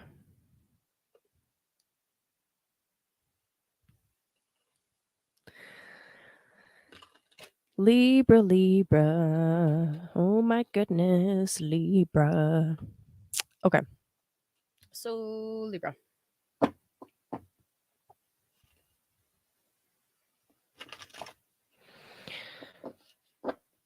This eclipse is highlighting your 2nd and 8th houses, right? Taurus being your 8th house, Scorpio being the 2nd house. So for you, Libra, essentially this lunar eclipse in the 8th house is trying to bring your attention to, I don't know, some kind of shared project or debt that you owe. The 2nd and 8th axis can, I mean, number one, it's the money axis, right? The 2nd house being my resources, 8th house being our resources. So that's definitely a main area of concern lately is how am I going to pay for all of this shit? And also things happening with your significant partner's resources as well that kind of like throw you for a loop. The 8th house can also be like inheritance, right? And that doesn't necessarily mean that anybody's dying. Please don't think that. Although, I mean, never mind. We're not going. We're not talking about that right now. We're talking on a personal level. So anyway, 8th house can be inheritances. It can also be like the mysteries, right? The occult. For you, Libra, this can, I mean, on a mundane level, for a lot of the Libras out there, this can be just like really highlighting and making people look at how they're spending their money and maybe how their spouse is spending their money, right? It could be that you've got some debts that you need to deal with. It could be that, you know, some of those debts might be taxes, right? The tax man could be coming after you. Real fun house. On a more like mystical, esoteric level, it could be for a lot of Libras that this eclipse is really highlighting for them areas where they need to heal, right? The 8th house is the house of like crazy and unexpected shit. You can't predict an eclipse in the 8th house. Try as I might. There's certain houses, okay? The 8th house is one of them where it's not you'll try to predict something for the 8th house and the opposite will happen. Like, especially when we're talking about Uranus being there too, like, good luck. But anyway, for some Libras out there, right, this is an opportunity to really heal some really deep wounds, right? That is also the 8th house. The 8th house can be things like intimacy, things like trust. These are the things that are being healed.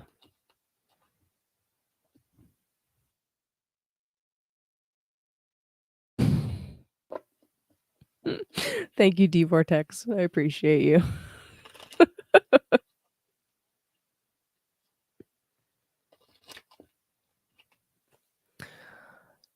Yes, Logan. That's waiting for the invitation. That's I mean, Charolais cards were for her, but you know, what I said totally applies, right? Like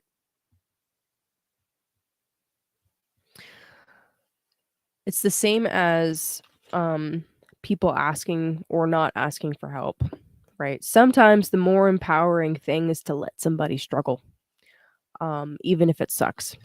But sometimes that's actually what they need to go through in order to really learn.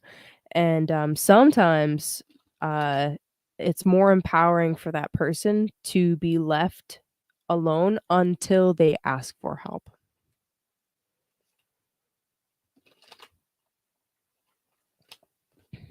Anyway.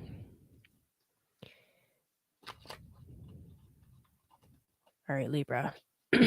8th house eclipse. Damn, son. That's not an easy one to predict. Yeah.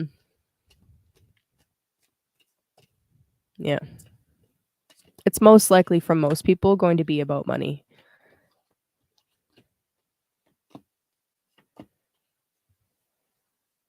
All right, Libra. So we got justice. We got your card.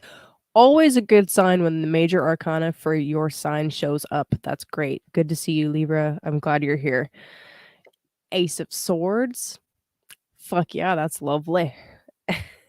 And the 9 of pentacles. Okay. Libra. I love this. These are actually great cards. So, Justice, like I said, that's you. Ace of Swords coming out. Some bombshell truths coming to the surface. And then the 9 of Pentacles. What did I say? It's most likely about money. Oh, it's about money, all right.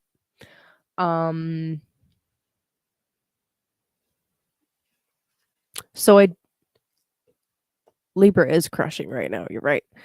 So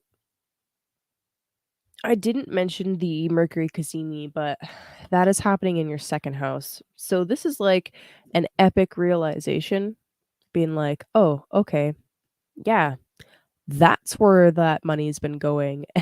It's like you're sitting down to do your budget. So you're sitting down to do your budget and you're looking at your receipts and shit, and there's some major discrepancies, and then all of a sudden it clicks and you're like, motherfucker. This, and this has been happening, and that's why I'm fucking broke right now. Like, just for example.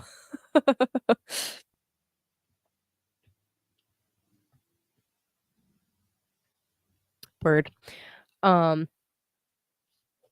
Like literally, this is you balancing your checkbook, realizing where the money is going, and then cutting. It's like cutting somebody off.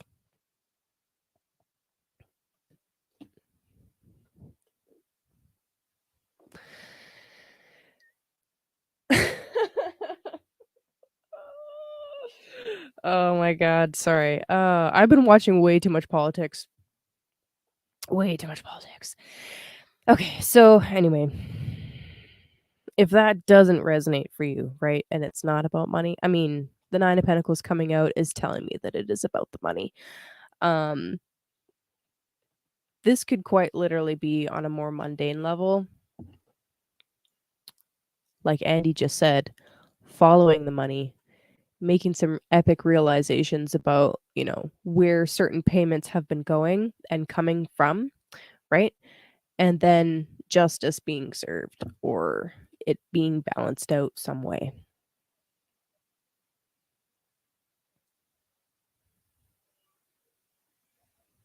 I'm curious, can you guys hear that? Yeah, exactly. Resources that are not financial.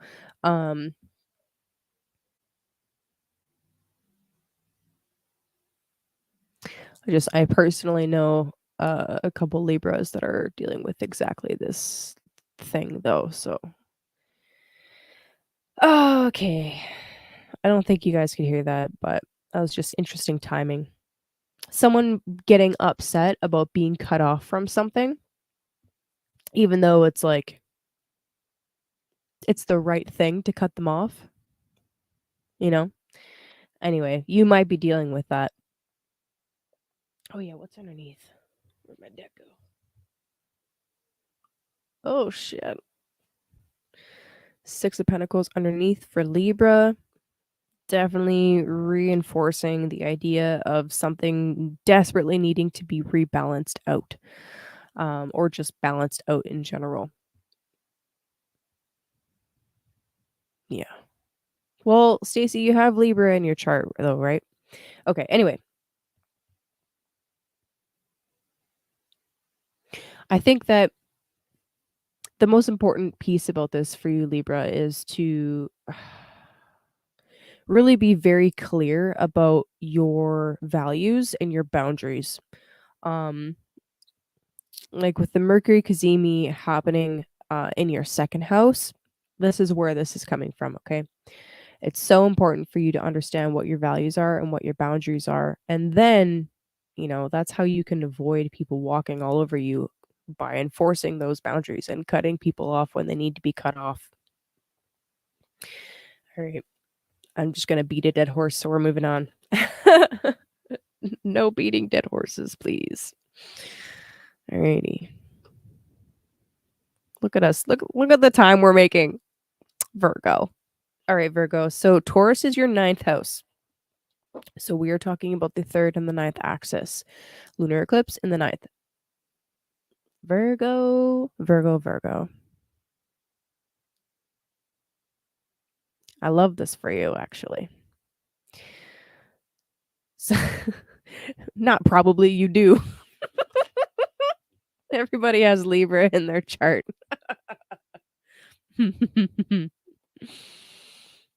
Might not have any planets there, but a house is ruled by Libra. At least one. Okay, anyway, sorry. Third and ninth house axis. Ninth house is Taurus. Third house is Scorpio. So for you, Virgo, this eclipse is really bringing home and highlighting either. Oh, cool. Okay. Yeah, that's very cool. Sorry. Anyway, sorry. Distraction. This this eclipse is highlighting for you something to do with, I don't know, publishing something, right? Be it something that has like a philosophical bent, whether you're teaching something or whether it is actually you just changing some beliefs. The ninth house can be something like concrete where you're putting information out, or it can just simply be talking about or it can literally be talking about teachers, or it can just be like representative of your beliefs at the moment, right? So a full moon or an eclipse in the ninth house can be drastically changing some of those beliefs. My nose just got really itchy. Ooh. The ninth house is also the house of divination, right? Traditionally, this is the house of astrology, not Aquarius. Fun fact of the day. Oh,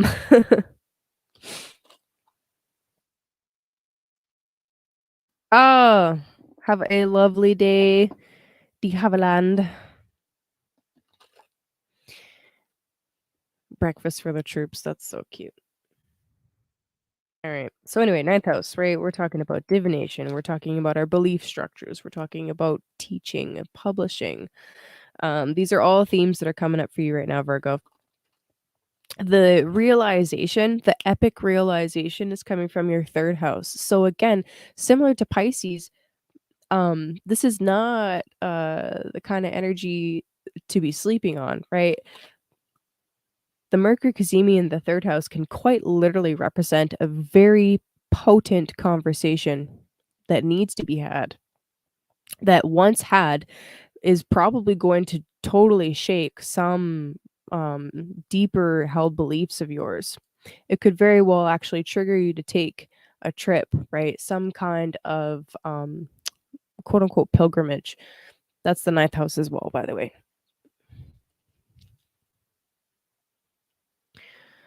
Usually when we're talking ninth house pilgrimages, it's like to another land.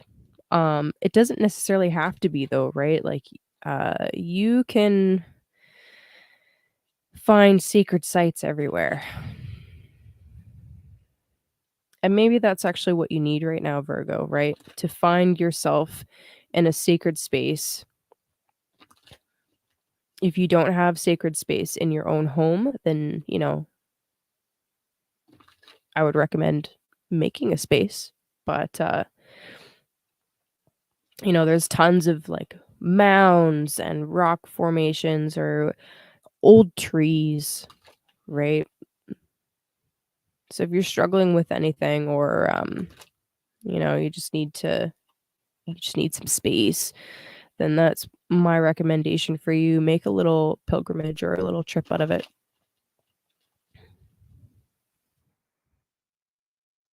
Come back, Charlie. Okay, Virgo.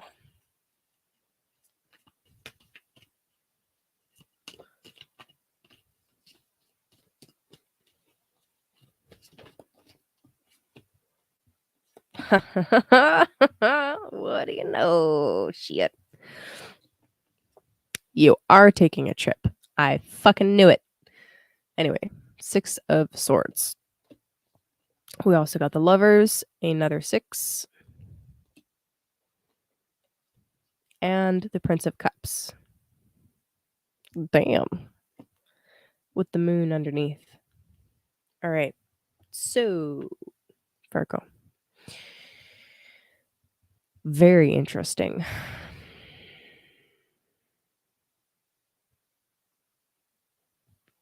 Double 6.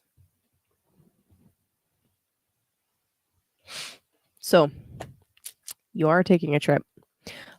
Or you really desperately need to take a trip somewhere where you can find some kind of, like I said, sacred space. With the Lovers coming in, it's kind of interesting how these came out, right? It's like they're taking a trip towards the Lovers. And then the Prince of Cups as well. Like, damn, son, Virgo, getting spicy. Well, I mean, it could be a psychedelic trip. I mean, why not? That could definitely be a ninth house activity. Sure. Yeah, why not? Um especially, you know, if you mix some kind of like real special potion elixir thing going on, you know what I mean? Anyway, this is kind of spicy. This is pretty spicy, not gonna lie. I kind of like the moon being underneath as well. I mean, usually with the moon coming in, it's like something that's hidden and secretive and stuff, which the Lovers and the Prince of Cups, I mean, it's, you might want to keep that secret, you know what I mean? Oh man. Spicy giggle tarot, exactly. Whoa. Yeah. Hold on. I need a moment.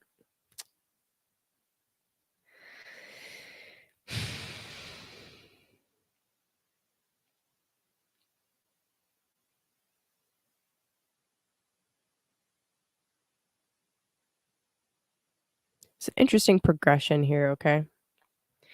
So we've got with the 6 of Swords, it's people. Could be you and somebody else. Might not the art in the card doesn't necessarily have to be 100% accurate. But you're moving away from something that away from and towards something, okay? Something that will help you feel better balanced, right? That's the nature of the 6. And then we had got the major arcana for Gemini, okay? Which is interesting because we're already talking to a Mercury ruled sign, so yeah, I don't know. I think that's interesting to me. And for Virgo, Gemini is the 10th house, so career. But anyway, with the Lovers here as the second card, the middle card here. Sometimes this can be referring to coming together with somebody. Not always, though. Okay. Gemini is about duality, it's about the mirror. And when you begin any kind of a romantic thing with anybody, they are mirroring you in a very real sense. And when you've got like this, like the rush and the intense like lust of the honeymoon stage, right? The honeymoon stage, you're projecting like motherfuckers. Okay. It's positive projections, not negative projections, but still, it's still a projection. And I feel like as long as you're staying grounded and you're realizing that this is happening, right? As long as you're like, all right, I know I'm projecting here because everything is sunshine and rainbows, and you actively work to take those projections back, I think you'll be fine. Um, but I really love these cards, really. The moon is suggesting to me that it's very dreamy, right? That there's an ethereal quality to this romance that's taking place. Really feel the need to remind you guys that Mars retrograde is moving back into a square with Neptune. Okay, this is high idealism. Okay, this is super beautiful dreaminess. Okay, but it's also potentially incredibly deceptive, and I mean self-deceptive, right? Were they? I forget. So apparently they're still spicy and flirty. But anyway, so with this Neptunian energy, right? And with Jupiter back in Pisces, be cautious, okay? Yes, play with the dream, have fun with it, but remember, okay? Remember to stay in reality, all right? That's really, really fucking important. What else was I gonna say? So one other thing about the Mars square Neptune that I just want to like put out there is this is some really beautiful astrology for doing for being the spiritual warrior. Okay. So do that. That's a positive way to move that energy, is to be a spiritual warrior. That's that's what I'll say about that.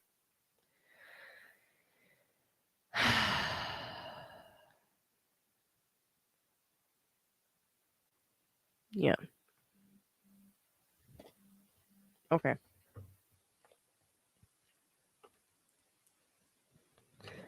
Leo. Leo.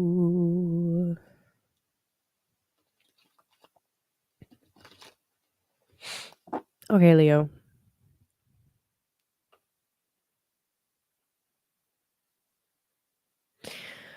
All right, so Leo, once again, if you have any planets or if your ascendant degree is within 10 to 20 degrees or so of Leo, then this eclipse is most likely to hit you fairly personally, on a personal level, where, well, Taurus is your 10th house and Scorpio is the 4th house. So we're talking about the public private axis, right? Home and career, or private self and public self, I guess. So this could be actually monumentally huge for you, Leo, right? This kind of a like high octane powered eclipse in the 10th house could literally slingshot you forward in your career in a very real way. The Kazemi in the 4th house, right, in Scorpio, with Mercury, this is like just realizing,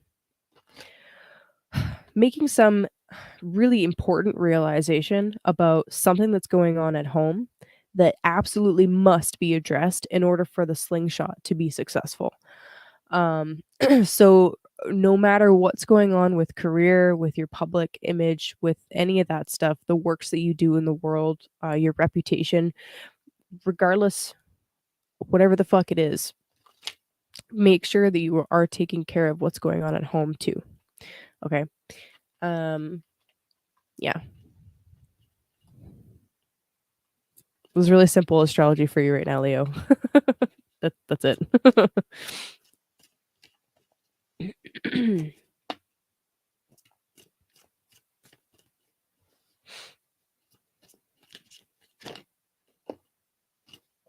Whoa.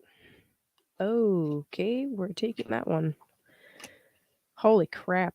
Oh my god. Jesus. Okay, so simple astrology, not simple cards. Whoa. Yeah. All right, so the first card that came out was the Queen of Wands. That's probably you, Leo. You sexy beast, you. Rawr, exactly. Oh yeah. I love the Queen of Wands, right? Queen of Wands is this community leader, right? She knows what she wants. She knows how to get what she wants. She's confident as fuck and she will go and do the thing in order to get the points. That's Queen of Wands. You also got the Hermit, Justice, the Tower, and the Hangman. So, like, what the fuck? Hermit, okay, Justice, and I wasn't supposed to take any more cards, but then the Tower, like, just went, it's all up in my face. So, it's like, okay, I guess we're taking the Tower. And I checked the bottom of the deck as I have with everybody, and we got the Hangman down there. Okay, so that's a lot. That's a lot. So let's go through these one by one, all right? With the Hermit, we got this is the Virgo archetype of, once again, connecting to the body, making sure that we're meditating. The Hermit has got some really serious wisdom downloads for you, okay? But they come through the physical. So much major. Then we got Justice, right? An epic balancing must occur. This is the archetype of Libra. And then the Tower, Mars. I love the Tower, actually, because this is about freeing you from something. My phone call just ended. And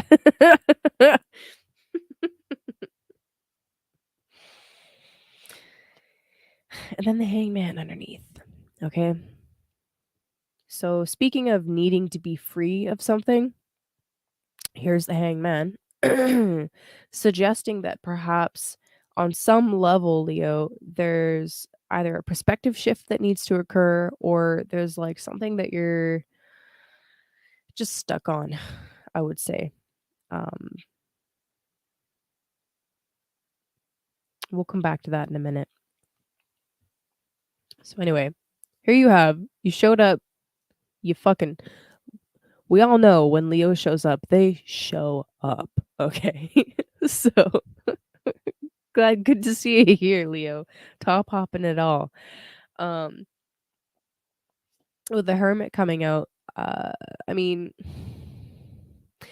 this could just be asking you to really tap into your physical body and like what needs to be addressed on the physical, right? Especially with the Mercury Cazimi happening in the fourth house. Like I said about the fourth house before, I'll say it again just in case you weren't here for that.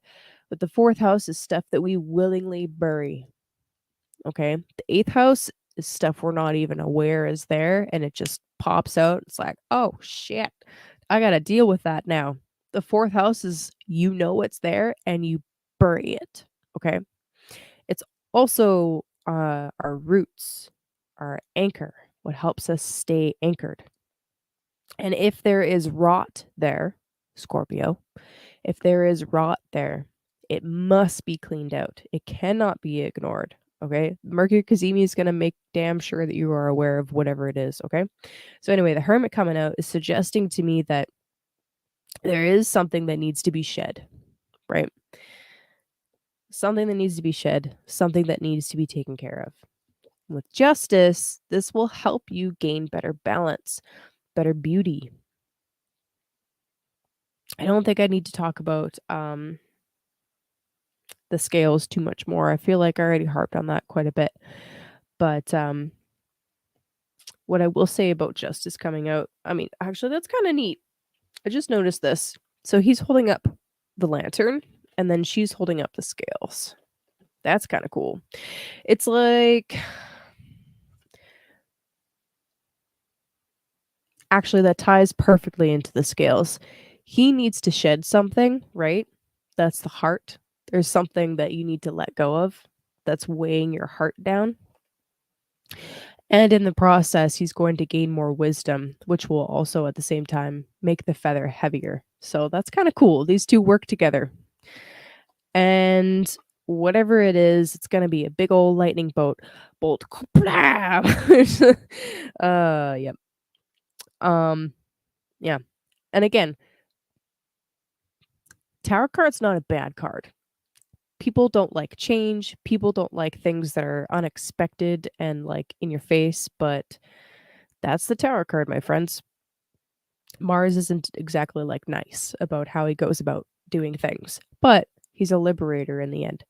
So embrace the tower, allow what needs to be shed, so that you can slingshot yourself forward into the career path that you want, or to just continue the career path that you're already on.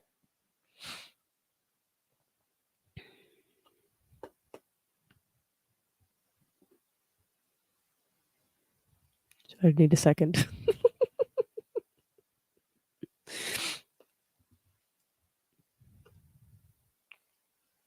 Cancer.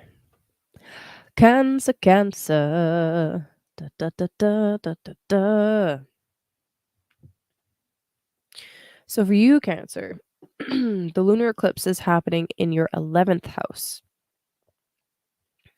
And Scorpio is your 5th house. So similar to Capricorn, the 5th, 11th axis is what's being highlighted here.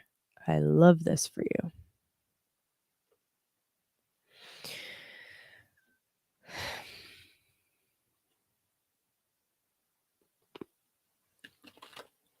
So Cancer, with the lunar eclipse happening in the 11th house, I almost said the wrong house there, in the 11th house, this is really highlighting for you something to do with either your longer term goals, right? Something that you've been working towards for a long, long time. It's also highlighting something that's going on in your, your social network. That's the 11th house.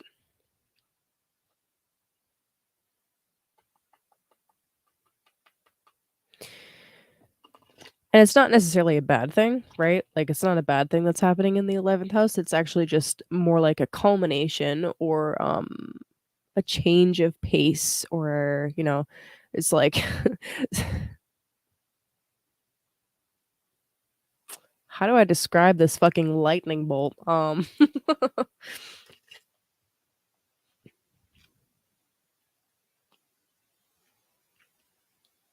So on one hand, right, we have this Mercury Kazemi happening in the 5th house. 5th house is fun and joy and pleasure and like sexy time, right? That's the 5th house. Children, creativity, risk. The Mercury Kazemi there is like really highlighting something that's either happening in your romantic life, or it's something that you can really channel into something artistic, where it's like through your art, you're able to help people in some fashion move through some really deep and intense shit. Like, making art about your dark night of the soul is the kind of thing that I'm talking about, where it doesn't have to be pretty, it doesn't have to be nice. In fact, it's probably better if it isn't. But it moves people, right? It's powerful enough, Cancer, that it moves people on a level that's not verbal, right? And actually, I love this. I love this for you, Cancer, because I actually know at least one of you, if not multiple of you, are working on art pieces for somebody else that's in your social network, right? 11th house. Um, and kind of like what I was saying to Pisces, there's magic here. There's some really beautiful magic here. You have an opportunity to use your skills and uh your artistic passion basically to really beautifully influence somebody or something, not against their will, please, right? But to help them feel more deeply, right?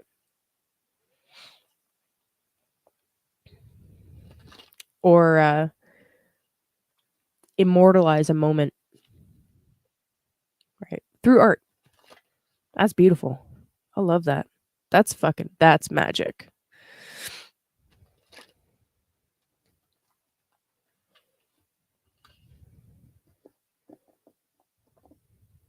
Okay.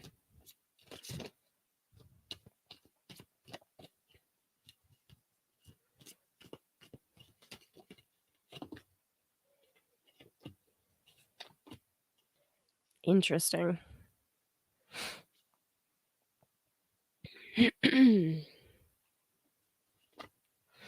So for you, Cancer, we got the Seven of Wands, we got the Hanged Man, and we got the Seven of Pentacles. Double seven. Very interesting. Indeed. Okay.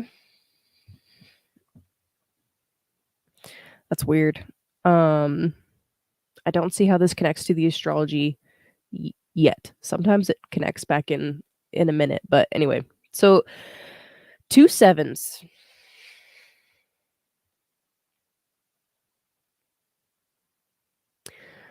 Always the sevens. I know. It's weird. So with the 7, again, this is some kind of initiation. All right. Some kind of activation is occurring. It's a test. Always with the testing. I know it's bullshit, but okay.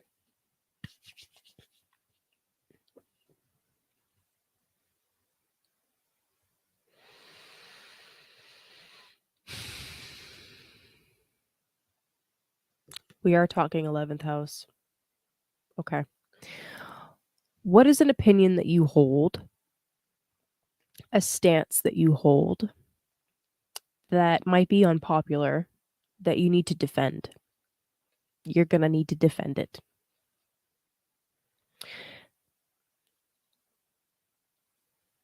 And it's important that you do.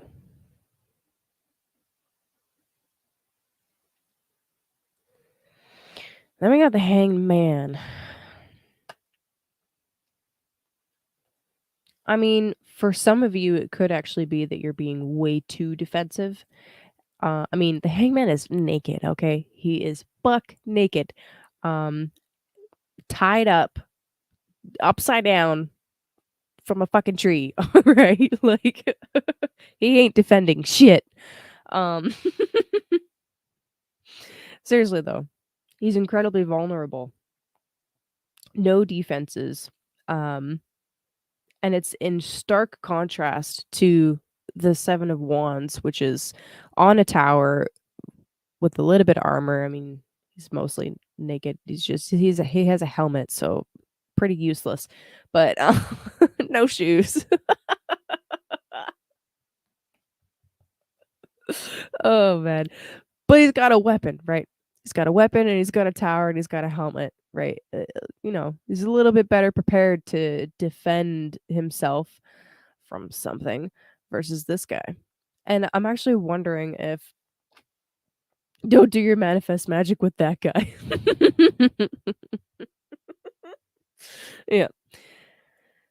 I don't know. I'm kind of wondering, Cancer, if there's a part of you that's like, I mean, okay, we are talking to the crab, so there's definitely a part of you that's like armored up, protective as shit, and like that's not a bad thing, It's not necessarily a bad thing. But there's this soft gooey inside that you know,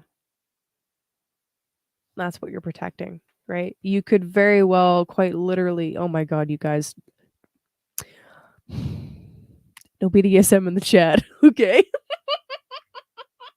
No BDSM in the chat. Oh Jesus. Ah, Cancer. Shit, what the fuck? I'm curious, Cancer, what it is you're defending. Okay. Um, for some of you, this is really important and you need to defend yourself here. For some of you, the rest of you, it could actually be that you're being too defensive, you have too many walls up, and you need to let yourself be a little bit more vulnerable, and maybe there's some perspective that needs to shift. It could be either. Your sanity. It's true. Then comes in the Seven of Pentacles.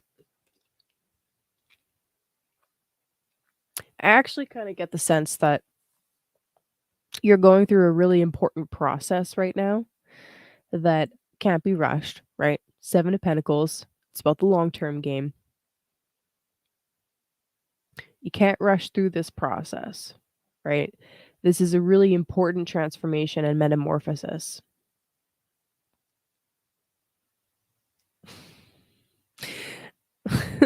Right. This is an important metamorphosis. Saturn is here, okay? Both sevens are Saturn cards. Saturn is here to tell you that you can't rush this, right? I don't know what else to say. Like, it's about the delay, right? It's about the long game. I already said that, but I feel like I really need to emphasize that. We're talking about a lunar eclipse in the 11th house. Yes, it's with Uranus and the North Node. So there's this really like intense and fast and innovative and like hungry energy there, right? And with the 11th house, we're talking about long-term goals, rewards. So you're waiting for some kind of a reward and it's promised, but not yet. It's like you need to wait a little bit. And there's a just an incredibly important transition that you're going through right now. So be gentle with yourself. All right. Be gentle with yourself. Be loving to yourself. And, you know, do what you can to focus some of your frustration through your art, right? Like I was saying before I pulled cards, the astrology right now is really like the Kazemi in Scorpio in the 5th house is all about the flow. Exactly. It's all about the flow.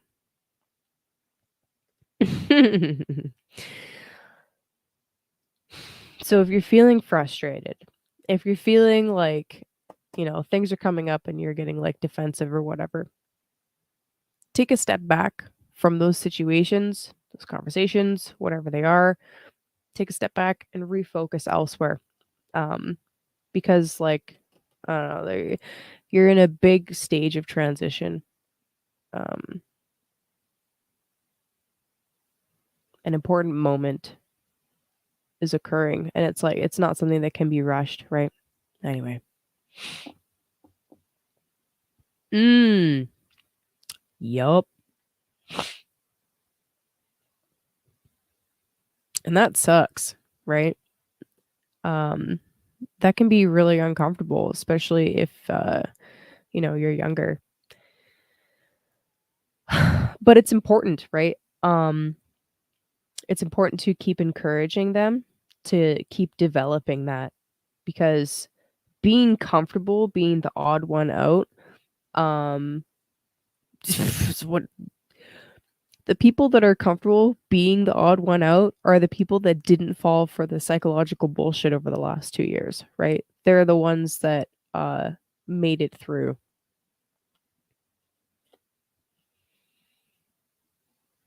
They're the ones that made it through and didn't fall for the programming basically, right? The people that have to be liked didn't have such a good time. right? Anyway. Exactly. Exactly, Stacy. It does get more fun later, you know? Especially once you start attracting your real tribe, right? And the friends, right? We're talking 11th house. The friends that are true friends will allow you the space to ask those questions, to have those opinions, right? If you are unhealthy, you will try to change someone else's opinion to match your own. I still struggle with that. Still struggle with that. But the people that are meant to be in their lives and are actually good friends to keep around, they'll let them question, right? They'll let them have different opinions and not be so like offended that they have to like attack, right? So anyway, that's what I got for you, Cancer. Gemini. Gemini. Gotta say it like that, like Rufio. Okay. Okay, so Gemini. Lunar eclipse in the 12th house, my friends. 12th house, lunar eclipse. Okay.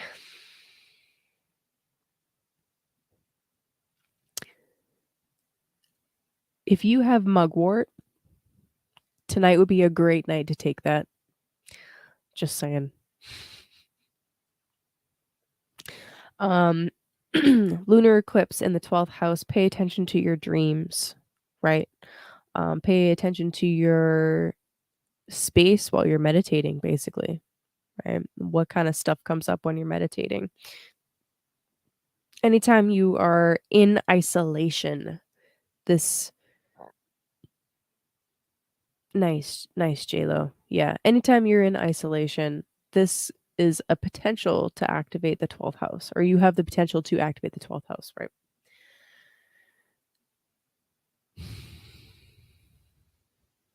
So if you want messages specifically about the eclipse or what the eclipse is bringing to you, then take some time on your own to be by yourself, to go into a quiet space, to be isolated and go into meditation or something along those lines.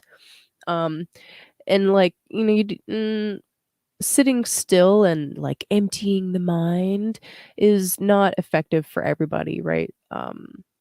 There are other things that you can do that are meditative in nature, right? You can make anything into a meditative act, from doing the dishes to vacuuming the house, or you know, sewing or something like that. Why do I say that? Because, well, we're also talking about the 6th house too when we're talking about eclipses. And the Mercury Kazemi in Scorpio is happening in your 6th house of your routine and your daily habits and the physical embodied techniques. Geminis can talk a lot. This is true. Yeah.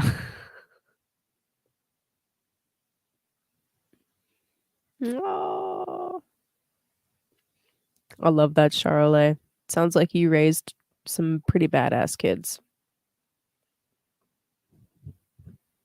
You can poop and meditate, PK. I know you're not being serious, but I am. Um, so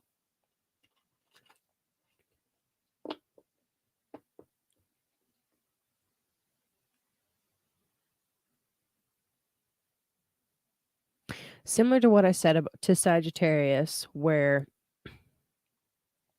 there could very well be something that you've been doing that is self-sabotaging in nature. If you have, then the Kazemi in Scorpio is going to help you identify what it is. So, okay, good. You're having okay. All right, I wasn't sure. Oh shit. Okay, sorry.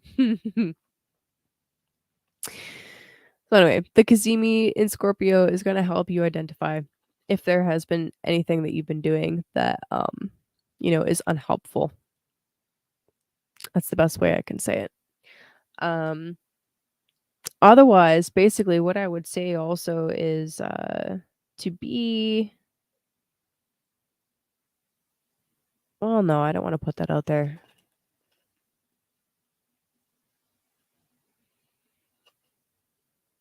I know, Gemini, you want all of the possibilities, all of them, but I can't give you all of them.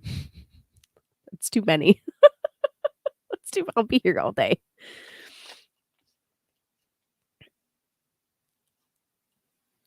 What I would say is that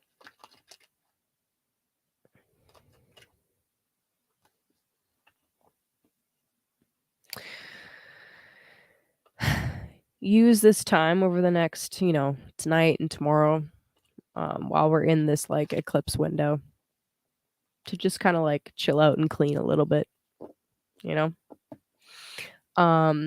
Right? Like Scorpio in the 6th with the Kazemi there.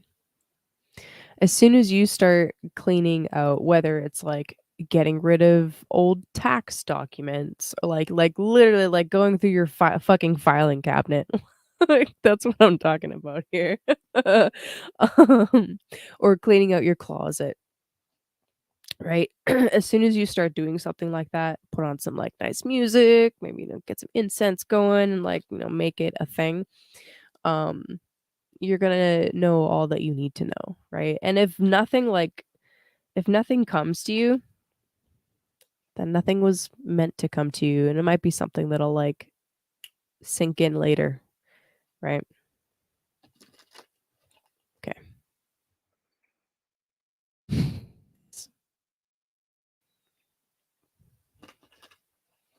OCD cleaning helps. Yeah, yep. Yep.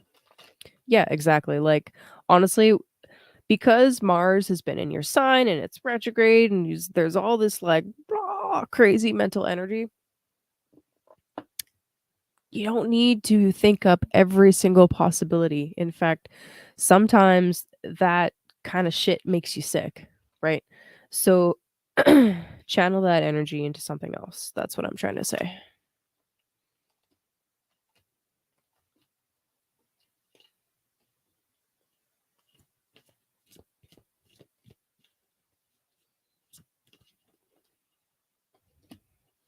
Oh my Lanta. Holy shit. What is going on? What the fuck? Okay, sorry. So we got the Hangman again. I swear to God, I shuffled the Lovers and the Princess of Swords. Interesting. Hey, Logan. Yes. I would clean my closet while listening to Guar. Yes.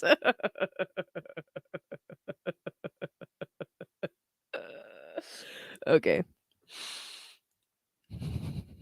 That sounds fun, actually. Okay, so anyway. So Hangman, the Lovers, and the Princess of Swords.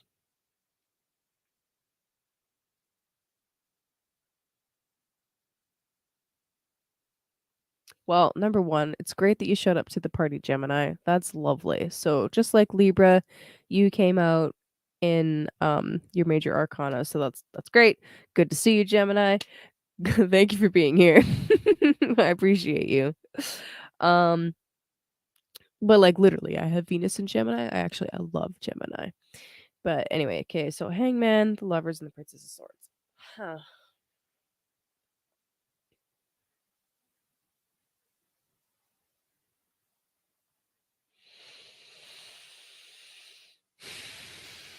Well, Hangman coming out again,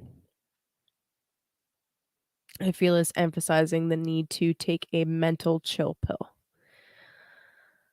Especially since that's kind of what I was already harping on a little bit. It's like whatever's going on is not something that you can like think your way out of. You need to just literally chill. And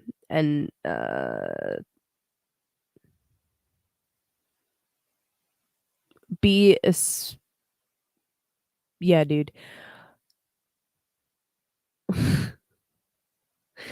be be especially gentle with yourself if you have been using escapism,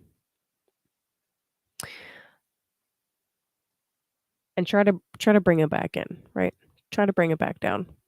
Um this can come out in many different ways, whether it is scrolling online, right? Whether it is obsessing over something that you have no control over. That is a message to myself. Watching politics. I can't control shit, but I'm still watching. Whether it's substances, right? Too much wine, um, whatever. Whether it's behavioral, right? Whether it's chasing relationships rather than allowing yourself to be by yourself. Whatever the case may be, just be cautious about that stuff and be extra gentle with yourself if you are getting lost in that kind of energy, and bring it back. I love that the Lovers came out, like I already said, and I love also that it came out with the Princess of Swords. So what this is telling me is that you can't think your way out of this. However, once you separate a little bit from the mental obsession, okay, and you bring it back into being in your body, um, you know, literally connecting with your literal body, that's when the lightning bolt hits. That's when the realization occurs. I always love pointing out that she's got her sword wrapped up, right? It's almost like she's hesitant to say something, or hesitant to speak, or like the mental juices just aren't quite flowing as well as they could, I guess. But that's where this hangman comes in. It's like there's this hold up, and like things aren't coming out, or they're coming out all jumbled up. But it's like you need to take a step back and let it rest, right? Let it rest. Exactly. Yeah, it could be learning how to use it properly, but it's like giving it a rest for a minute, doing something else for, you know, a time, and then coming back to it. And then it's like, okay, now I get it. Now I can use this thing. Now I can say this thing. Now I can do this thing.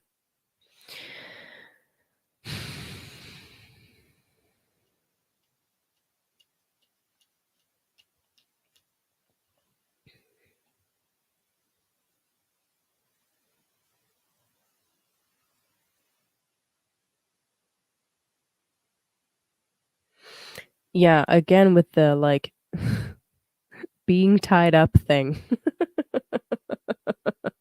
who who was it in the chat that was getting all into the BDSM stuff? Was it the Geminis? Because that would be hilarious. You guys, what the fuck? Um yeah, isn't that weird how it's like it's Gemini that like can't speak. It's like there's this hold, or this like shoving down sensation that I'm getting, where it's like maybe maybe you're so used to speaking and so used to just delivering the quick and witty one-liners, and talking about whatever's going on for you, massaging out all of the different possibilities, that it's like maybe you're realizing, hey, I actually need to like chill chill out a little bit on that. um and I actually really love that, what Mel just said. Meditate on using the mind voice with intention and healthily. Yeah, so that could be a really beautiful intention that you're setting for yourself. Like, okay, yes, I have this powerful voice and it's fucking awesome and all of the things, but how do I plant seeds in a healthy way? How do I,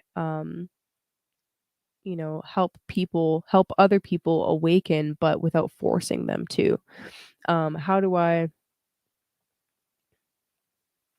use this power that's been given to me in a responsible way?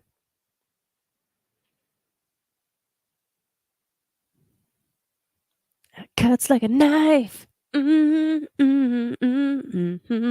it feels so nice.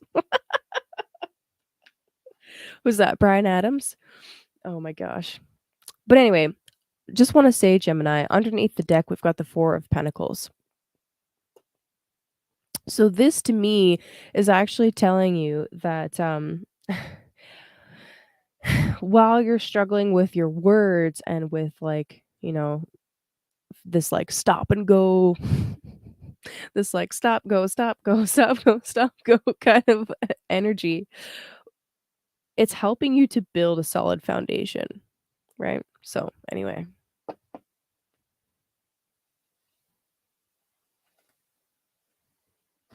Taurus.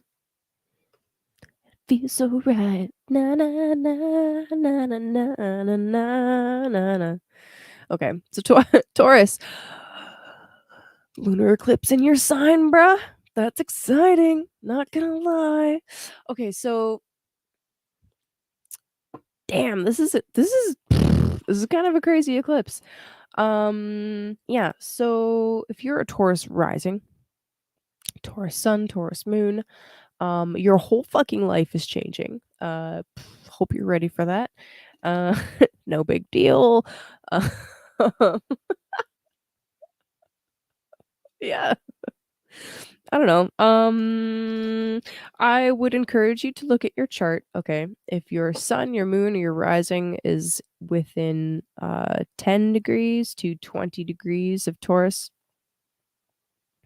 yeah, J Lo, it's time to get the fuck out of New York.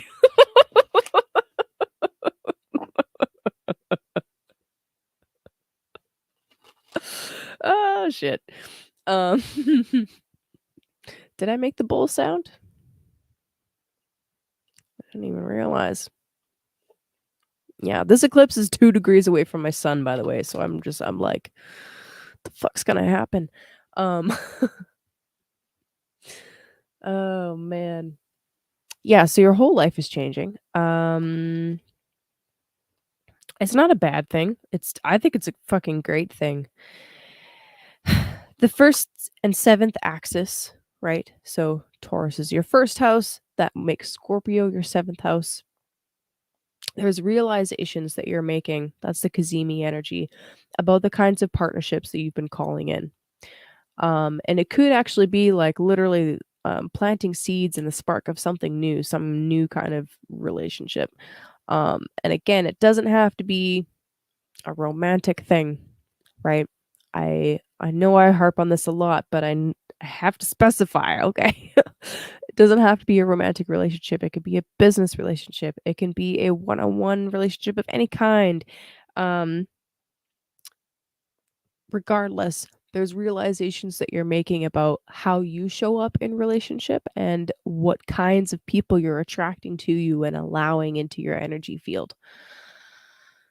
The lunar eclipse in your first house, because the first house is literally your path in life, what you're learning, how to oh, Cody, you're going through a nodal reversal. That's what that's called, a nodal reversal. That's really cool. That's an important period in life too.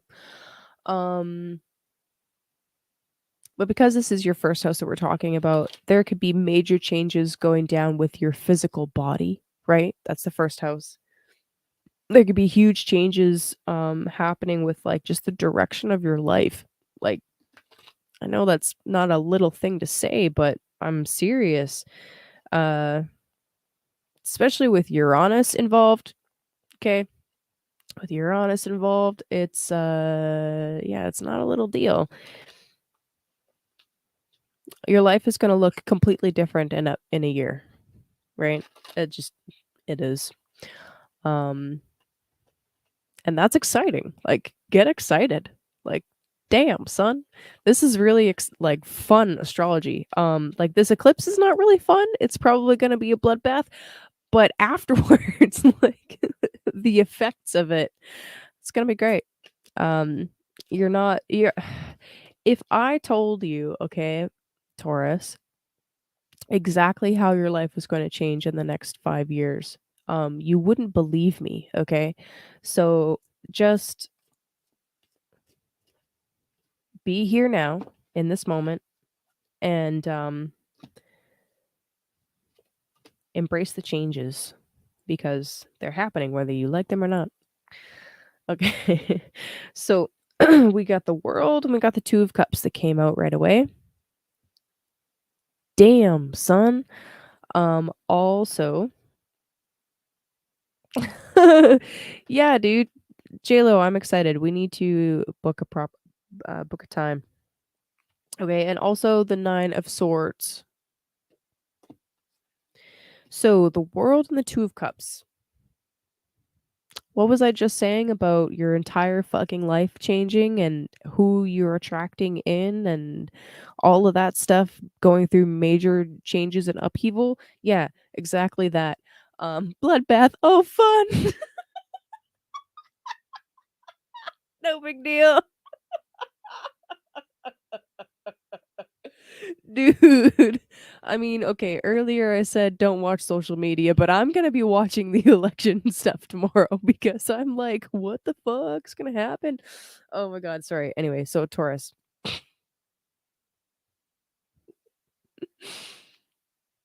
This is exciting, okay? This is exciting. Um, yeah, okay. This is a Saturn card. The World. All right, the World. Major endings in order to open up for major new beginnings. That's what the World card is all about. In what area? Two of Cups. We're talking about the first seventh house axis. Damn, son. And then we got the Nine of Swords. You're thinking about it way too much. Get out of your damn head. All right. But don't call me in the morning. Okay. Oh my god, Melanie. The Nine of Swords, okay. You're thinking about it way too much. You need to sleep. All right. Ooh, please let yourself sleep. Taurus, please sleep. Maybe don't watch politics and just go to sleep, okay? Yeah. So underneath the deck, we got the Five of Swords. This is the potential for, I mean, who are you cutting off? Right? Who or what are you cutting off? Think about it this way. In order for this to happen, okay, in order for that to happen, there must be room, okay, for it to come in, right? Which means that you're going to need to cut off others, right? You have to be choosy. And that's probably, that's probably where this Nine of Swords energy is coming in because it sucks, it, it sucks. Um, it's not fun to hurt people's feelings. I mean, unless you're psychotic. But yeah, still, it's necessary, right? And at the end of the day, people appreciate when you are honest. So be forthright, be honest, and yeah, make way for whatever new thing is coming in. Okay.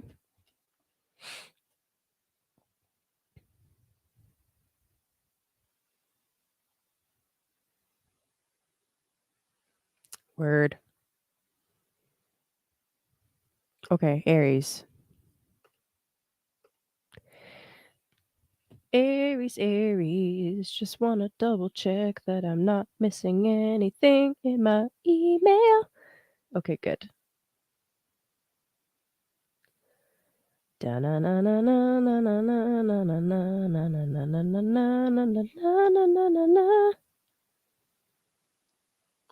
Hold on one moment.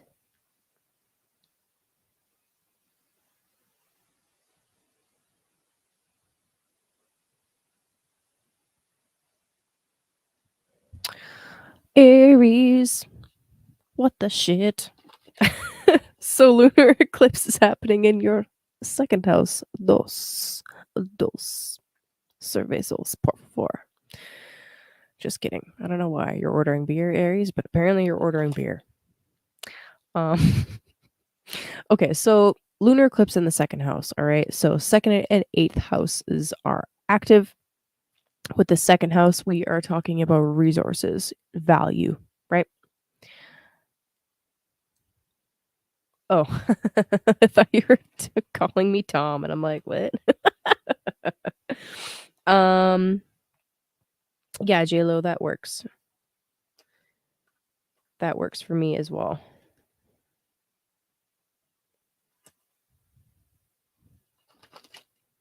Yeah. It's all good, Cody. I understood what you meant. So, all right. So, lunar eclipse in the second house. We're talking about values. We're talking about resources, money, the food that you put in your mouth. By the way, that's second house too. And the Kazemi is happening in your eighth house. So, we are talking about financial resources. We're talking about other people's resources, and possessions, right? The Kazemi in the eighth house can be like making this really major realization about, um, well, I mean, eighth house is sudden and unexpected. It could be like realizations about like some occult science that you've been using. And it's like, oh, yeah, now I understand how this, and this works. And I'm going to do some crazy magic now. It could be like that. Um, or it could be like, you realizing how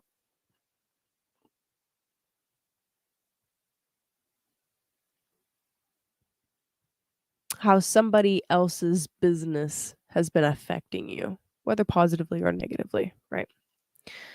But anyway, lunar eclipse in the second house. I mean, this can really just be putting a big spotlight or a highlight on how you're spending your money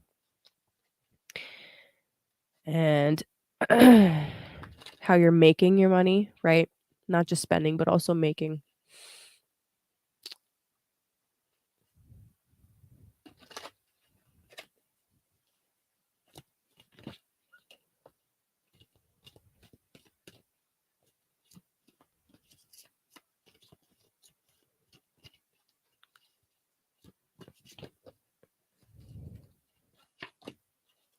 Damn. Ooh. Okay. Dude, more majors. Again, Aries. What? Okay. Aries. The star came out first, and I was actually just thinking about Uranus as the star flipped out. So when it comes to resources, right, when it comes to making money, the more weird you get right now, the better. That's Uranus in the second house. We also got the High Priest, aka Taurus, or the Hierophant, and the Tower. Boom. Also underneath the deck is the Magician. Magician underneath. All right, so Star, High Priest, Tower. Damn. Well, here's that lightning bolt that I've been mentioning. Hello, lightning bolt. Mm-hmm.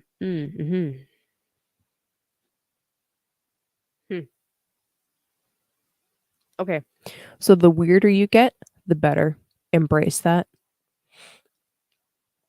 But at the same time, there's something that's like traditional that you're being called to do. With the Hierophant or the High Priest card, it's like, how can you innovate the traditional? How can you take something that's like normal, maybe not boring, boring's not the right word, but normal and like old world and totally innovate it and change it and completely make it something different and new. That's what you're being called to do. And then the tower is coming in here to help you innovate actually. Again, the tower is the energy of Mars. And yes, it's like old paradigms coming down so that new ones can be built up, but Mars is the real pioneer, okay? Especially Aries. I mean, I'm talking to Aries. You guys know this.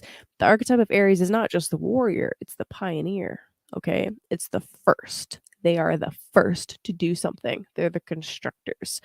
Um so it's almost like you're being asked to use your own energy, Mars, um, to innovate, to tear down some old structure, right? And this is what I would say about this card, okay? Um, yes, this is something traditional, but it's almost like an even older tradition than what we consider traditional now. Does that make sense? Like conservative and traditional values right now is kind of like, there's one way of looking at that. This is speaking to something that's even more ancient. Uh that's way more nature based, right? That's what you're being called to go towards. I love that the magician came in underneath for you, Aries. This is, I mean, just a nice reminder that you already have all of the tools available to you. It's just a matter of utilizing them. Also, kind of funny that I said that because Mars is currently in Gemini, which is your third house of tools. So, literally, you have all of the tools that you need. It's just accessing and using them at the right time and the right moment. And I feel like you intuitively have the skills already necessary to do that. It's just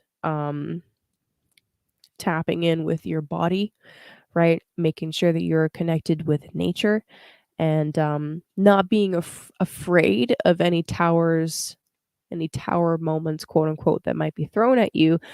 And remember that that Mars energy is yours. You are Mars, okay? You are the one that's shifting paradigms for people. So fucking have at her, Aries. You got this. You got this. Boom. Beautiful. All right, last call for readings. Last call for not alcohol.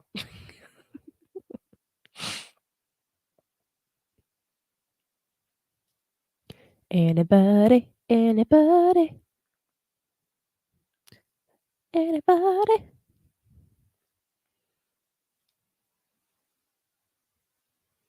Oh, I like that. Yeah, dude. You're building up some major energy right now. And yeah.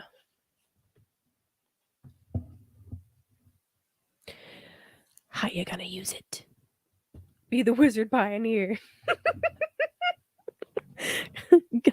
Cody, I gotta bring you on to read cards sometime. You should get yourself a deck. Do it up. I think you'd be a great reader.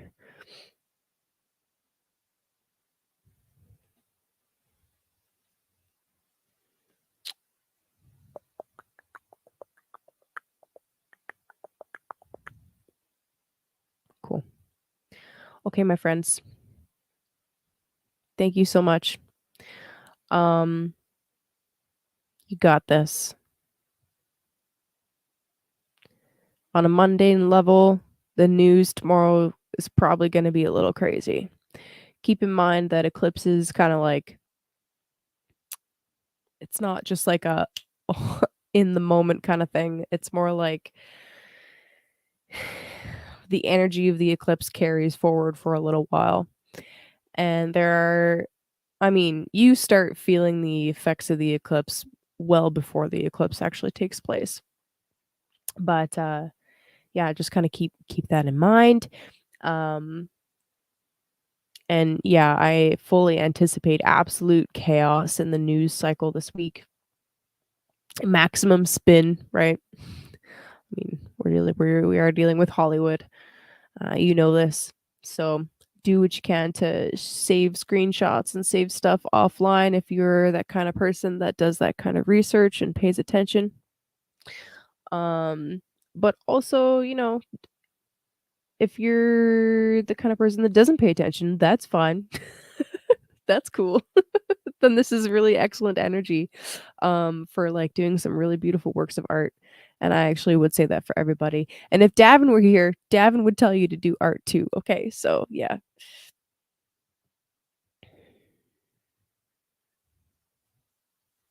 Okay, my friends. All right. So, like I said, lunar eclipse is at 3 a.m. Mountain Time. So that'll be 2 a.m. on the West Coast, 5 a.m. on the East Coast. Is the maximum eclipse. So you'll probably start seeing it a little bit before then. Again, the website that I showed you guys is moonblink.info. Moonblink.info is a pretty excellent website for showing the location of where eclipses are going to occur, where you can actually see them, and the timings. And yeah, it's got a pretty wicked database that you can go back in time and look at, other ones when they were visible and whatnot. Yeah, dude. Yeah, it would be fun. And yeah, good luck out there. You fucking got this. Just remember to ground and breathe. And I love you guys. Exactly. Everybody's gonna be all right. Mm-hmm. Oh, that's a different song. Okay, anyway, bye. Good night.